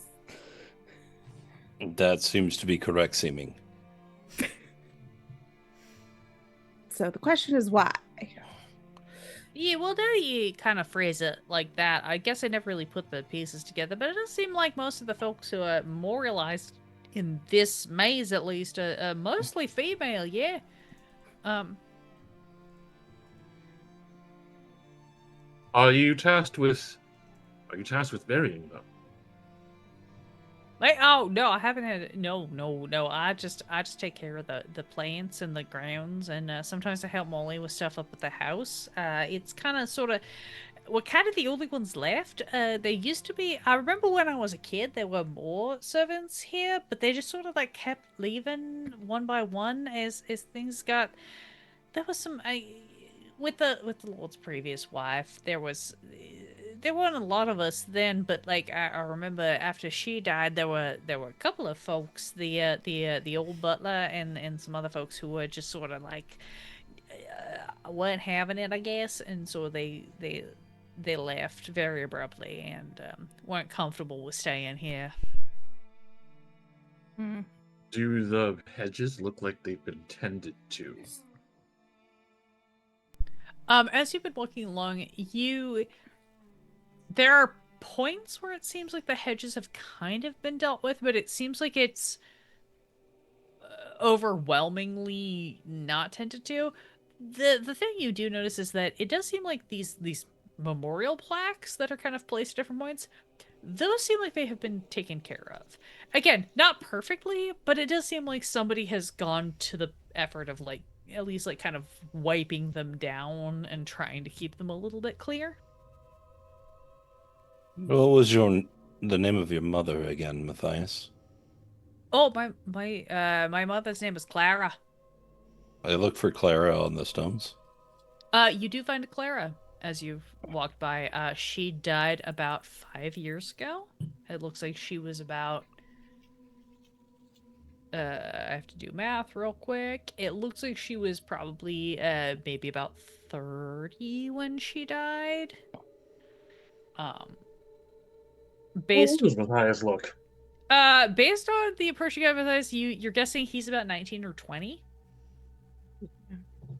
Yeah, he'd mentioned being there for 10 years. Yeah, when he was 10 or when something. He was 10, yeah. Mathematically, she was probably a teenage mom. She died about 5 years ago. He was a teenager. And stayed on. Right.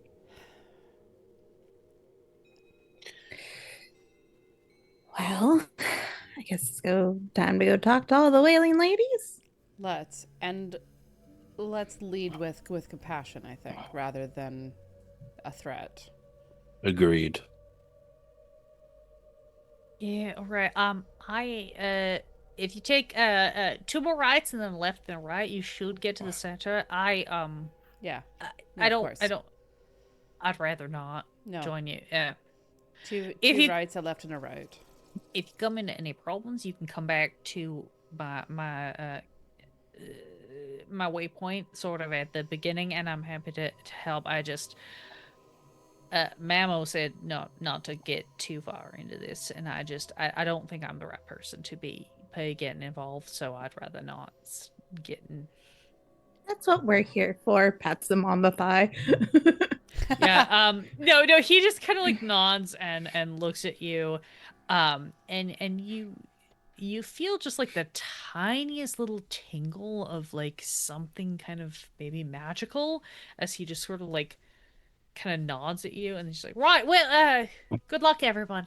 I'm just gonna continue about continue about everything. And you see he pulls out of like his back pockets like a rag and like a bottle of something. He kind of dabs it on the rag, and you see he just like crouches over the nearest memorial plaque and starts kind of polishing it.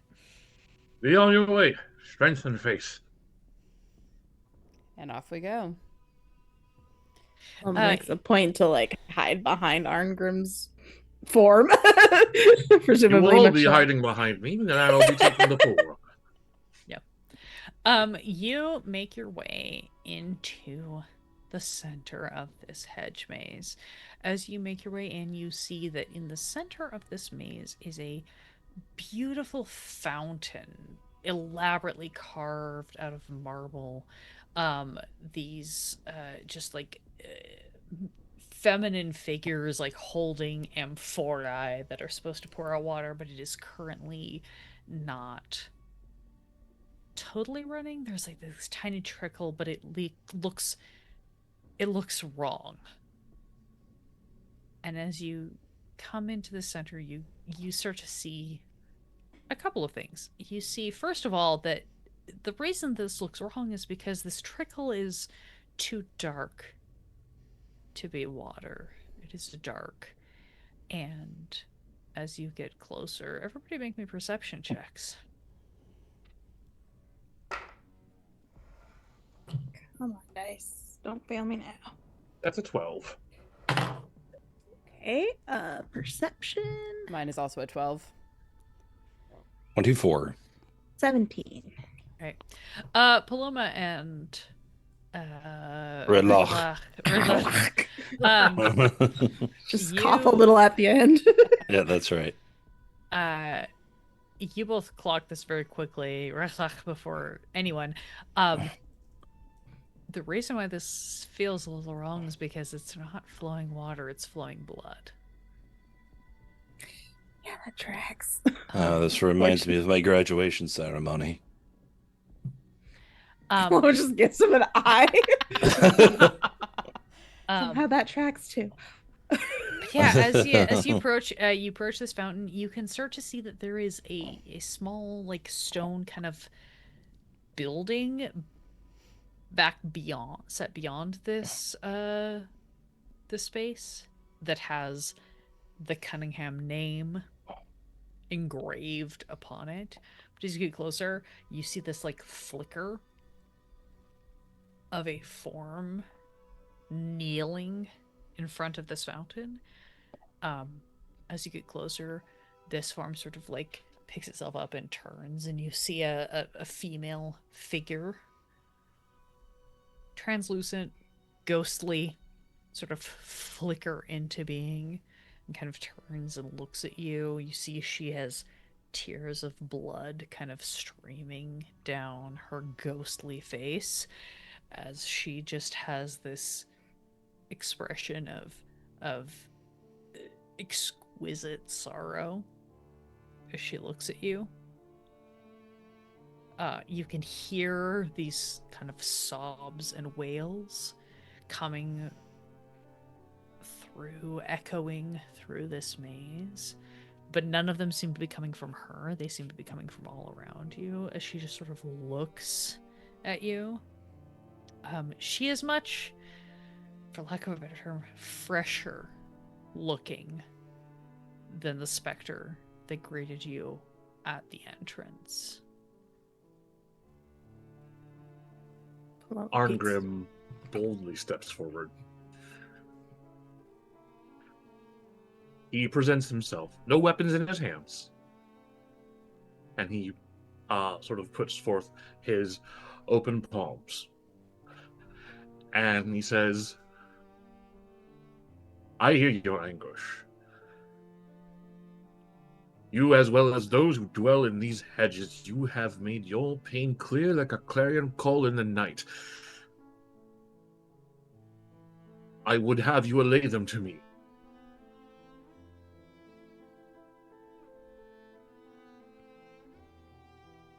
She points to that sort of structure behind the fountain, that sort of stone building with the Cunningham name carved over it. And as she does, you hear a very human scream come from inside.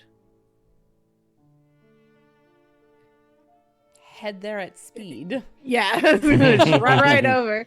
Is the crypt door locked? I assume it's a crypt. Yeah, that's I've been avoiding using the word mausoleum to not tip you off, but yeah, that's kind of what it looks and feels like. You run up to this doorway as this spectral figure is just kind of pointing her way, and this blood drips from this fountain. You run up to this mausoleum. I assume you're all going together, so whoever gets there first grabs these doors, throws them open, and you see inside Lord Cunningham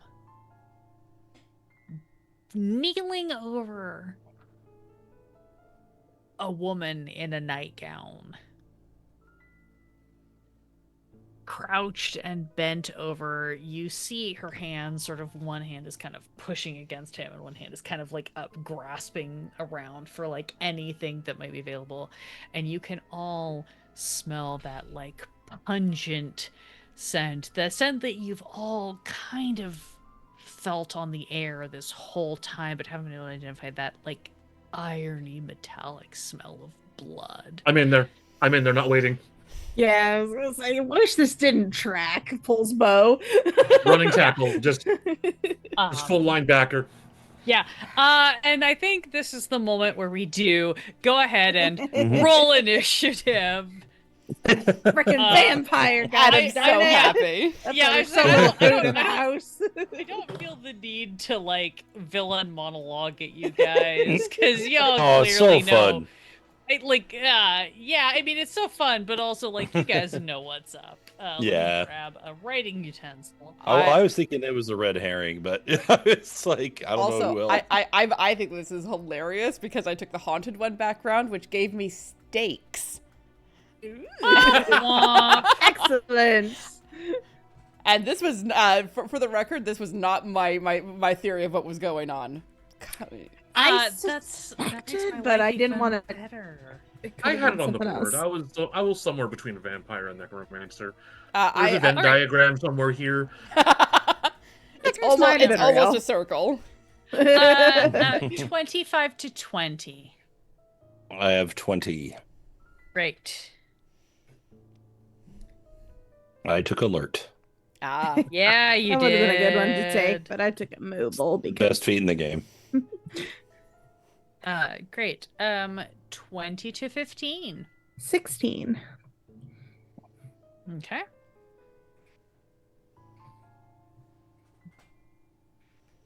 Just hope I did better than him. 15 to 10. 11. 12. 12 and 11. Great. Okay.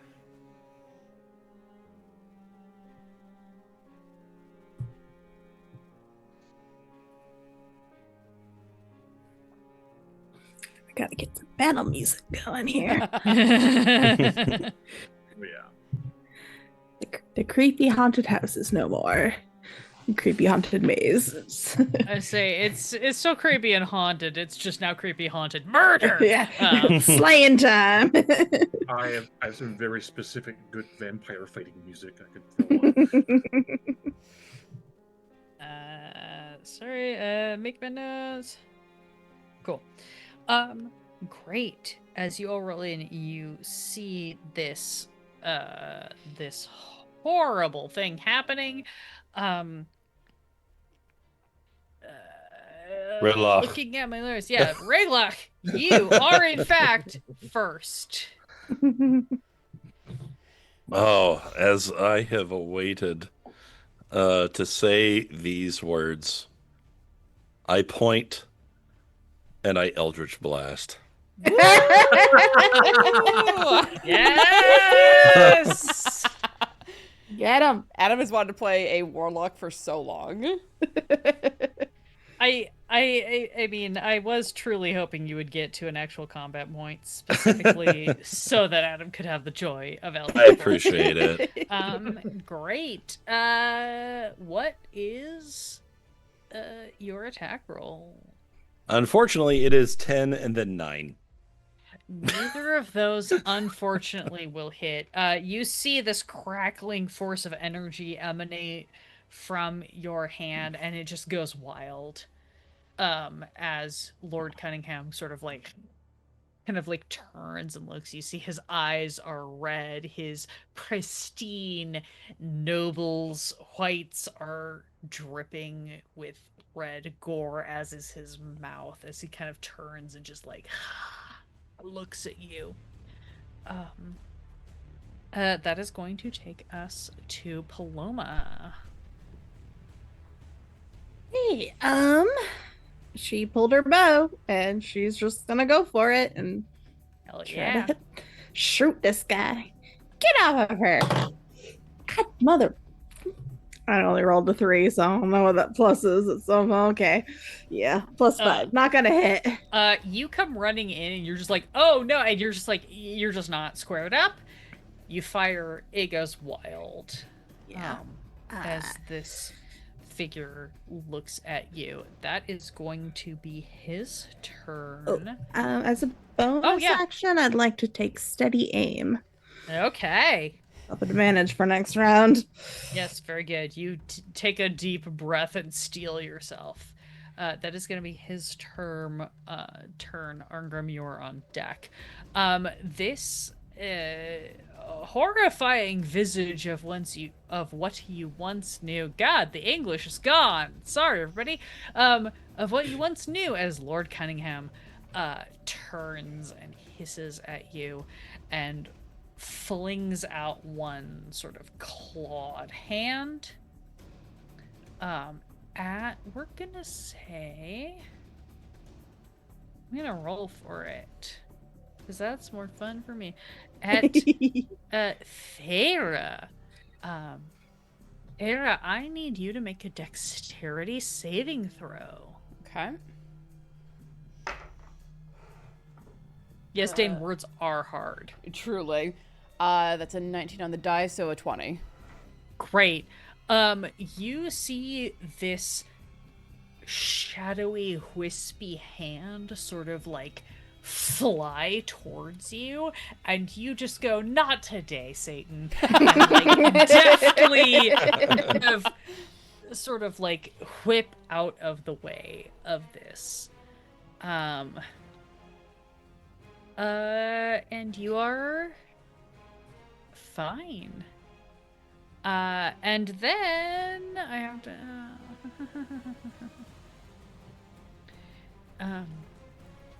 and then Arngrim. What action is it to reach for my sword? Oh, is it not my turn yet? It's not your turn yet. You're getting attacked, actually. Yeah, this guy has a lot of things he can do on one turn. Sorry. What is your armor class? So interestingly, because I said in the previous scene that I didn't have my weapons out, my armor class is 16. 16. Great. I rolled like absolute fucking garbage, so he misses on the first attack. He will hit on the second. You're gonna take 16 damage. I need you to roll me a d4. Uh-oh. E4.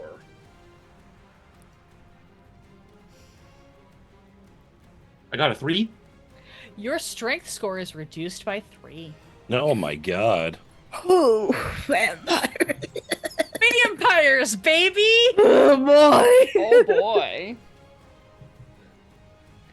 And with that, as he just hisses menacingly at you, that is now your turn with Faeyra on deck. Okay. Well, I appear to be in melee with him, which is, as intended, not ideal.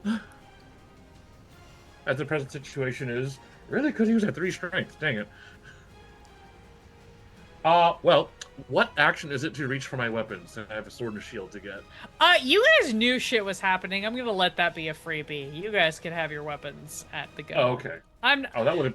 I appreciate your acknowledgement of the actual rules. I want this to be fun. You've got it in hand. Take your full action. Take a bonus action. Mess me up, baby. What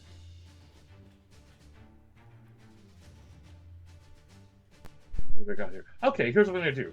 I'd like to use my standard action to grapple Oh, snap. Lord Cunningham. Okay. Interesting. Contested strength check.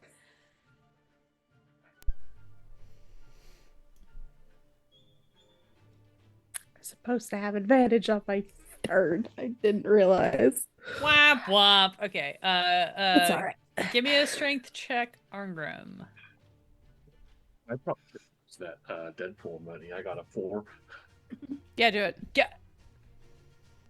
You wanna? Yeah. No. Use that bit.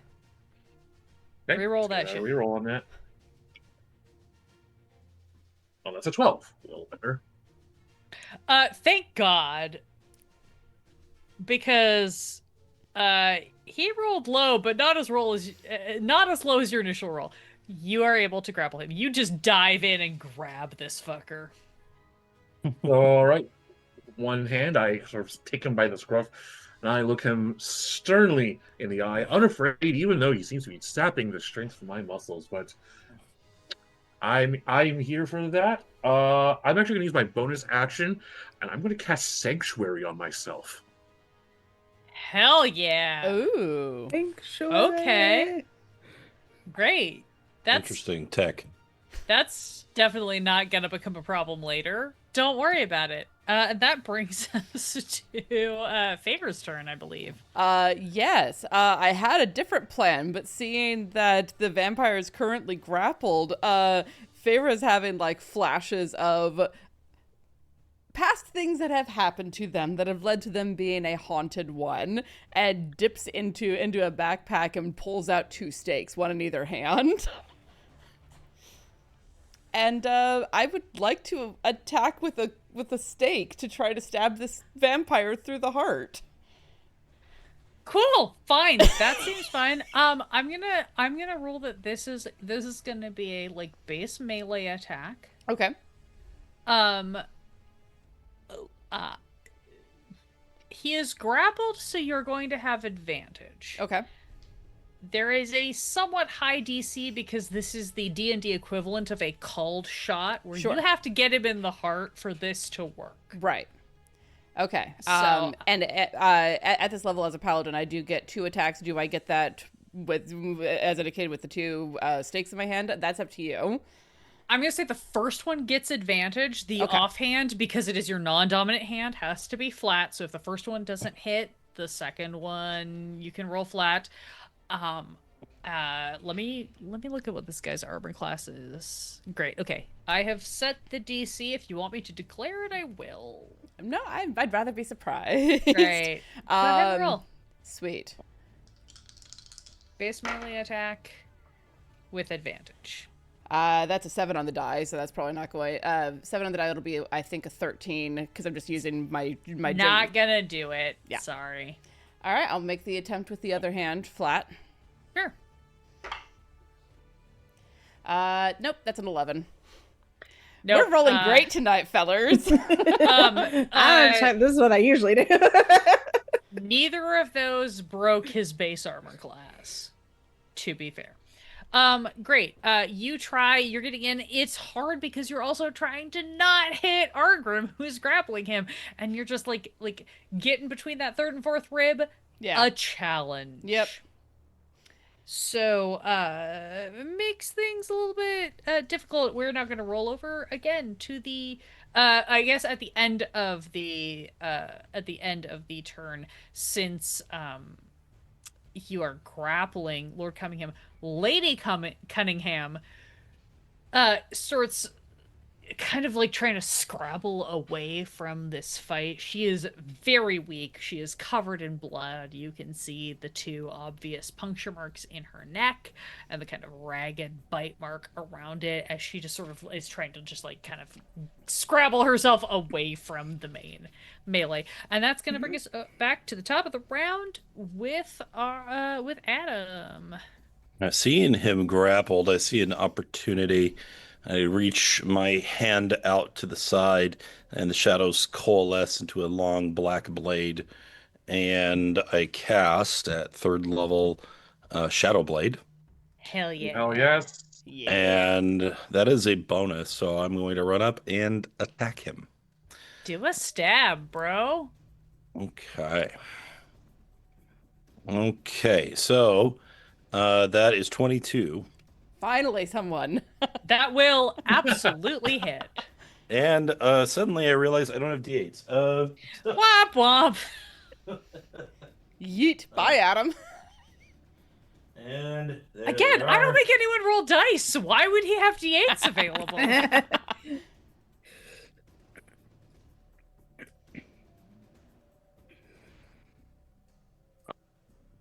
That'll be 22 psychic damage. He looks viscerally hurt, like he's having a flashback to all the terrible things he's ever done in his life, and is finally being affected by them. Great. Cool. That is Paloma's turn with Arngrim on deck after the vampire. So with my steadying, she takes a deep breath, remembers to keep both eyes open, and fires. And good thing I have advantage. That is horrible. 17? That'll hit. Yes. All right. And I get my sneak attack with that. Yeah. And You then 100% get sneak attack what's with my that. short bow? It's a d6 plus 2. Okay, so that will be 4d6. Ooh, not great. 5, 6, 7, 8, 9, 10, 11 total. Okay. Damage. Yeah, you sink an arrow deep into this creature, and you just hear him kind of like. And then I think I'm going to move and sort of like stand between him and Lady Cunningham. Sure, you can absolutely like And- duck in there and kind of create a little bit of barrier. Bonus action, steady aim again.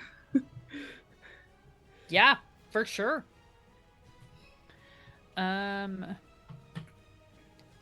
He is going to try to break out of this grapple. Can you give me a strength check, Arngrim?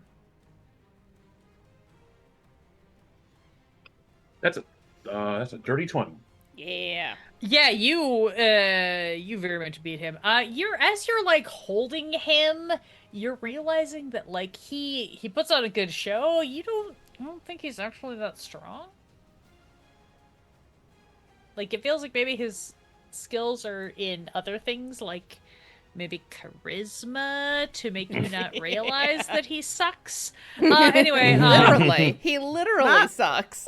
yeah. The point is, he is still gonna get off an attack at. We're gonna say Arngrim again because He you're will the have to one make- holding him. He will have to make a wisdom save to get past my sanctuary. Yeah, he will. What is the DC? 14. He rolled a 15. Oh. Sorry. You are going to take. Let me double check. Yeah. You are going to take 17 damage. Oh, did he hit me? He did hit you. What was the attack roll? Hi. It was a 19 on the die. I see. Yeah, no, that gets me. Sorry, buddy. And I do need you to roll another d4. What was the damage? this. It was 16 damage, and then I need you to roll a d4. And that's a 1 on a d4. Great, you lose 1 more point to your strength check, to your strength score. Still in the positives. We love that. I'd be straight up dead. I would not be doing great either. Arngrim, that is your turn. You're still holding this guy. You feel bad. Bad, but undeterred. I am going to go ahead and blast a level 2 spell slot on Cure Wounds. Fair? That's fair. And that does not get rid of my Sanctuary. Correct. So this would be 3d8. That sounds right at your level? Yeah. Yeah. Yeah, you just like, you're holding this guy in a chokehold, you just go, ugh! And like slap yourself with some divine healing power. And I get 14 HP back. Hell yeah. Any bonus actions or movement you want to take? I will continue staring him sternly in the eye. I will tell him straight to his face. It is battle that reveals who we are, though I see you have no struggle doing so. He just flares his fangs at you as his eyes are like glowing red, and he's like scrabbling at you, trying to release himself and failing miserably because his strength is fucking bad. Anything else on your turn? That be all. Great. Okay, I think that's Faeyra. Faeyra. All right. He's still being held, so I'm going to change tactics and switch over to my glaive. Yeah. Yeah. Do that. Yeah, gonna do that. And the dice seem to agree. And it's at advantage when they're grappled. I need to look at the condition. Nope, that's, yeah, advantage when they're grappled. Amazing. So that is a dirty 20. Yeah, that'll hit. I'm going to burn a second level spell slot to get some divine smiting going. Yeah. There it is. I mean, obviously. At this point, why not? That is the role of the paladin. And I assume he counts as an undead. Unfortunately, for me, yes. All right. Holy shit. Okay. Yeah, that's what I was waiting for. 15, 20.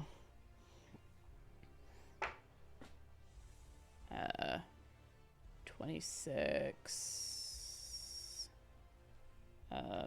Sorry, I only have 3 d8s. Yeah, no, why would you have more than that? I mean, in a I game have where many I don't more. make you roll dice. No, that's fine. Don't worry about it. 37 points of damage. Most of which is radiant. 37, you said? Yes.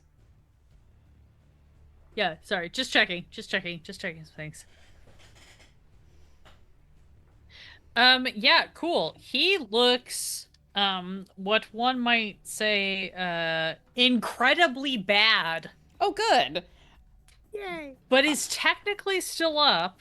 Cool. Then I will swing around for my second attack. Yeah, I thought you Get him. might. Kill him. No. Kill him. Unfortunately, that is a 13. 13 is not gonna do it. Didn't think so. But I do have Polearm Master, so I will flip it around and take the bonus action attack to stab him with the butt spike, basically. Yeah, sure. Why not? Why not? Oh, that is a nat 20. Ah! Oh gosh. Yeah. Good night, everybody. So I will use my second level spell slot on that. Yeah, okay. Paladin be paladin-y. I'm just waiting to see if you just roll like only ones on this. I mean, valid. I'm just gonna do this in roll 20 or in D&D Beyond, because 1, 2, 3, 4, 5, 6, 7, 8. Yes, 8 because this is against the undead. 2 for the D10. There we go. That is a satisfying sound. Clack, clack, clack, clack, clack, clack, clack. 49 points of damage. Excuse me. Describe what it looks like as remembering that your orc party member is like grappling this fucker. He's like flashing his fangs. He's got these like shadowy tendril spells like reaching out to you. How do you destroy this vampiric fucker? The easiest way to do it without hurting my companion is just a very simple, very clean beheading with a flash of radiant light in this dark room, and then as the head rolls off to the side, butt spike it with the other side of the glaive. Yeah. That's exactly what happens. You just like flip around with deft precision. You look at Arngrim, kind of give him the like nod, and just like shear this monster's head clean off, flip around, and slam the point of your glaive into his rib cage, just in case. There is this sudden like dissipation. You all kind of feel this sense of almost like levity, like a weight has been lifted off of all of you. You see that this kind of mist that has been like creeping through all of the space since you entered this maze just sort of dissipates. And you look as the body of what once was Lord Cunningham sort of just like shrivels and just desiccates and then into dust across the floor. Damn, Faeyra? Flips my bow onto my shoulder and turns around and, lady, I have something for you. Pulls out healing potion.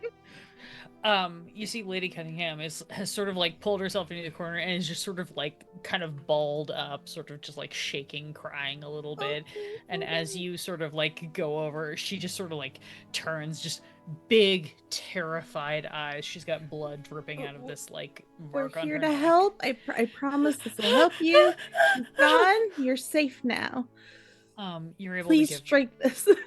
You're able to feed her the healing potion. She's sort of like it's that moment of shock of like not fully comprehending her surroundings, but as she's able to take a breath, she kind of recognizes that the immediate threat is gone. She takes this healing potion, kind of double hands it, just sort of drinks it down, still looking at There you you. go. Yeah, just like sort of, if she lets me, like sort of rubbing her shoulder. Yeah. No, she as she drinks this potion, kind of like assesses the situation. She sort of realizes that the threat is gone, and just sort of like starts to breathe a little easier, and is sort of looking around, still a little wild-eyed, still clearly not like 100%, but like recognizing that you all are not here to harm, but to help. Mm-hmm. Let's get you out of here. Molly's worried about you. Oh, Molly's still here. Oh, that's so good to hear. I would have blamed her if she left. Okay. Yes, no, right, thank you. I'm so sorry. Who are you? Where did you? You have nothing to apologize for. From the Adventurers Guild, we were, well, brought in to solve the whaling problem, but I think that wasn't the problem. Yes. Okay. I don't. I know this might sound concerning. I would appreciate it if you didn't tell too many of anyone about this. Well, I'd like to have some time to sort of determine what to do about this situation. Let's get you inside and there's no rush for anything right now. Get you some rest. Understood. Get you some healing. We'll deal with the situation when you're feeling a little bit better. There's no rush. Yeah, we'll come up with something. But again, just, keep an eye out for Matthias. Felt a weird magical tingle earlier when I touched him, so just, I don't know if he was enthralled or whatever, but be careful. Oh, Matthias, no, he's such a good boy. He's been so helpful. I don't. Well, let's hope it's the case. You guys help Lady Cunningham out of this. I'm gonna say you all have done well enough with this maze to be able to kind of backtrack your steps, sort of carrying her along. As you get toward the entrance of the maze, you do see two figures sort of kind of coming toward you. It is Matthias and it is Molly, who are both sort of like running up to you. They seem to be together. Matthias sees that you have the lady of the house and kind of holds back, but Molly runs immediately up and just kind of like grabs her, and she's like, oh my goodness, right, thank you so much. I went to check up and I saw that her room was open and she wasn't here, and what happened? Is everything all right? What's going on? Why are you covered in blood? Why is everyone so bloody? We'll go into more detail once everyone is taken care of. Let's get inside. It's damp out here and she's not feeling well. Yes, no, of course. Right. Everybody this way. She ushers you into through one of these back rooms into the kitchen that you saw earlier. She sets Lady Cunningham down, kind of out of nowhere, but also in that way, not like in a creepy way, but in a like servants know where things are way.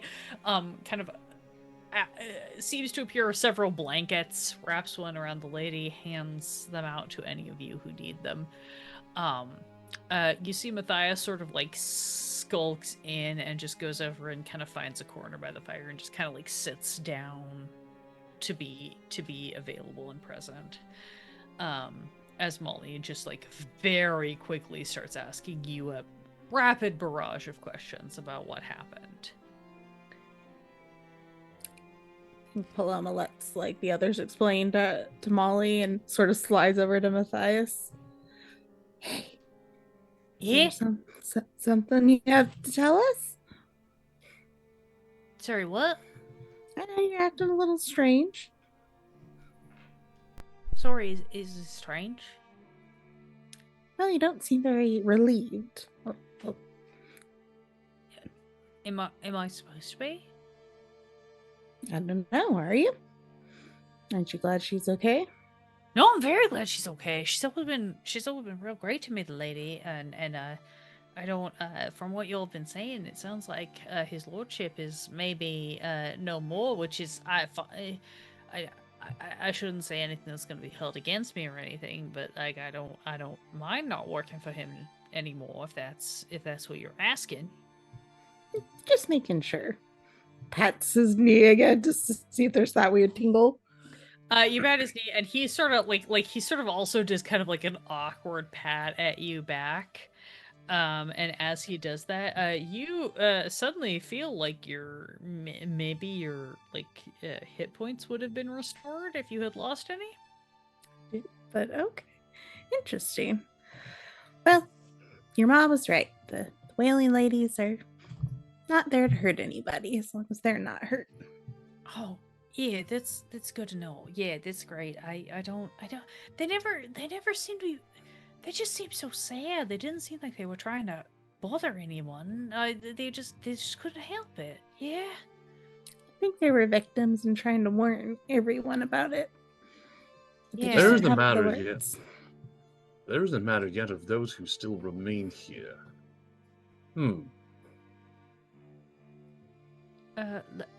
Like who? Like, what do you mean, who? Those who still remain here?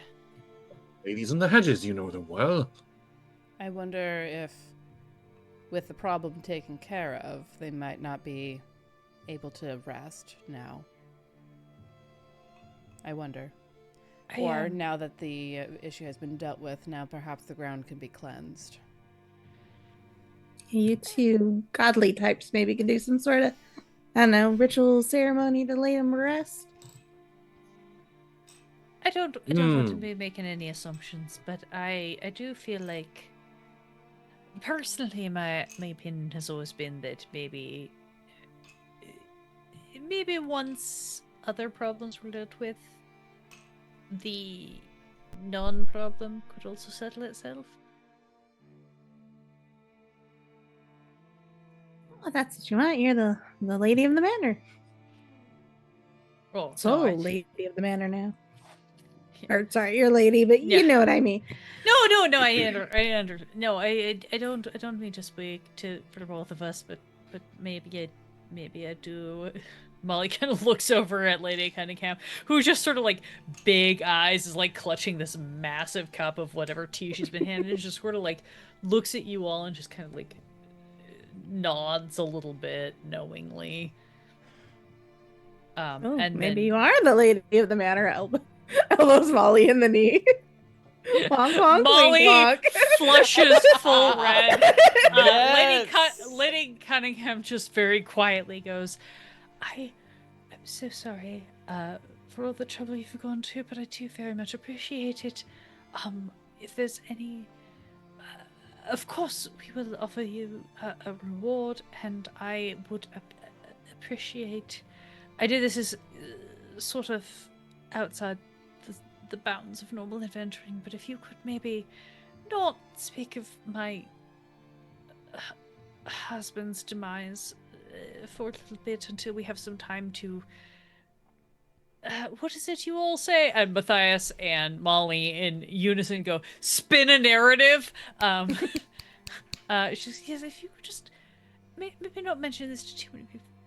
Folks, Understood. Names will be omitted from the retelling of this encounter. Yes, no, please, I don't want to prevent any of you from being able to use this on your resumes. I just would appreciate a little bit of discretion while we... Oh, no problem. We'll just say there was a vampire in the area, and that when you were found missing, he lost his head and came with us. Accidentally got in the way, died a hero trying to save you, whatever. Yes, if I offer you all like 75 gold each, could you just maybe not say anything?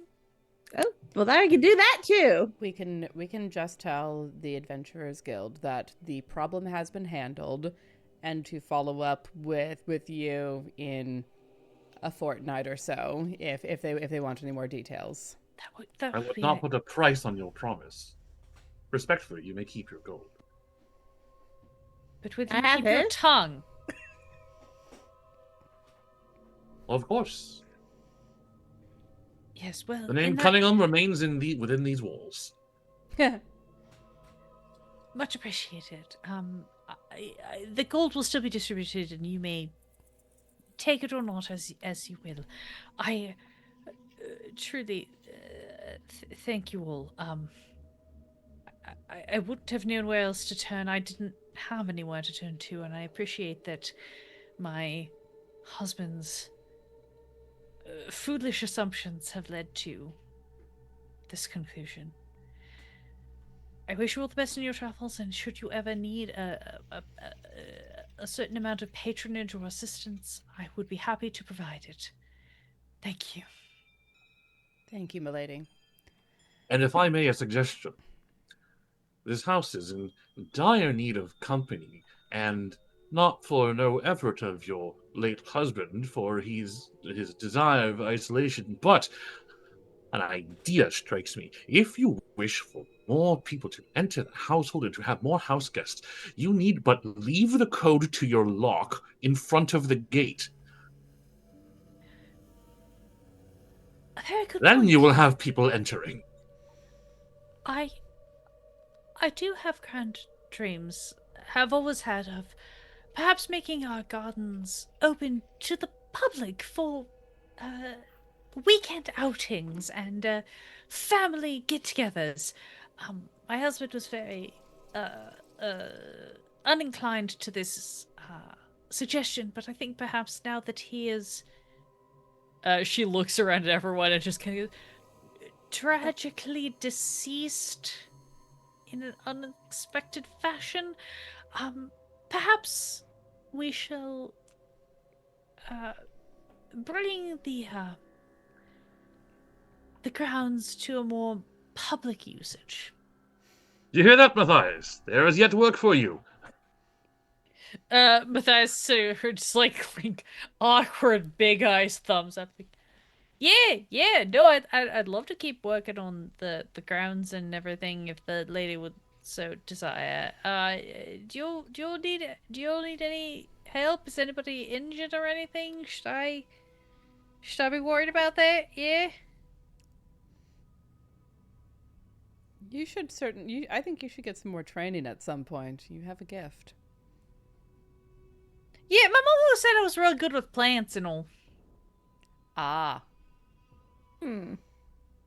And Why- perhaps there could be a Er- place for you at the Adventurers Guild. Everybody makes lot of weird noise and looks at me like that means something. I'm not sure what that is. All right, but I may have some friends to introduce you to if you wish to train your abilities further. yeah, all right. Yeah, I love a recommendation or anything. I'm not planning to like leave or anything. He looks over at Molly and Lady Cunningham. Yeah, I'm not planning to like leave or anything, but like would love to maybe get a little better at what I'm doing because I realize that I'm maybe not the best at everything or all that. Thank you all for your help. Of course. I think this is a good time to take our leave, friends, and let the residents of the house rest and recover. Then we're up to the guild if you need anything else. The tale of victory is my prize. Um, uh, with a little bit of like quick confab, Molly walks you to the door. As you get there, she will hand you each 75 gold. Yay! Nice. Yeah, and just like a little bit of like that, like kind of hand on hand to each of you, and just be like, "Thank you so much. I didn't. I feel like I should have called someone in sooner, but I didn't have the means, and I so appreciate that you all came. Not only that you came, but that you saw through the whatever else was going on. I didn't realize. If I had realized sooner, he was. Hey, there's nothing you could have done differently. You did what you needed to do, and it worked. So, just good luck with you and your lady. We'll make sure that whatever wealth is left in this place is taken to places who need it. And if there's nothing left, we'll just, I don't know, set the whole thing on fire and leave. Whatever That you need to may do. well be the case. You've yet to find that whale, and if it ever turns up, you know who to call. Oh Noted. boy. Yeah, start a story about a ghost whale. I think that maybe will draw people to the garden trying to find it. You know? Ghost whale. I mean, I've heard of weirder things. My mom used to tell me all these stories about an ancient woman who delivered remedies from a hut on chickens' feet. So who knows? Yeah. I think spruce the place up, get some more servants in, I think I this think we place could make be this a home again. a popular, not only a home, but a popular tourist destination, which would Yeah. really help with the upkeep. And there's no reason to gatekeep all of this to the village. They could use so much of this. We've got so much gardening land. What if we made a community garden out of everything? That would be incredible. Yeah, and I bet if they imported the marble for those headstones, they got a lot of that lying around somewhere in storage. Oh, Like, Jesus. it's nice. The marble on the stupid. Why do we have it there? We could totally repurpose that for other things.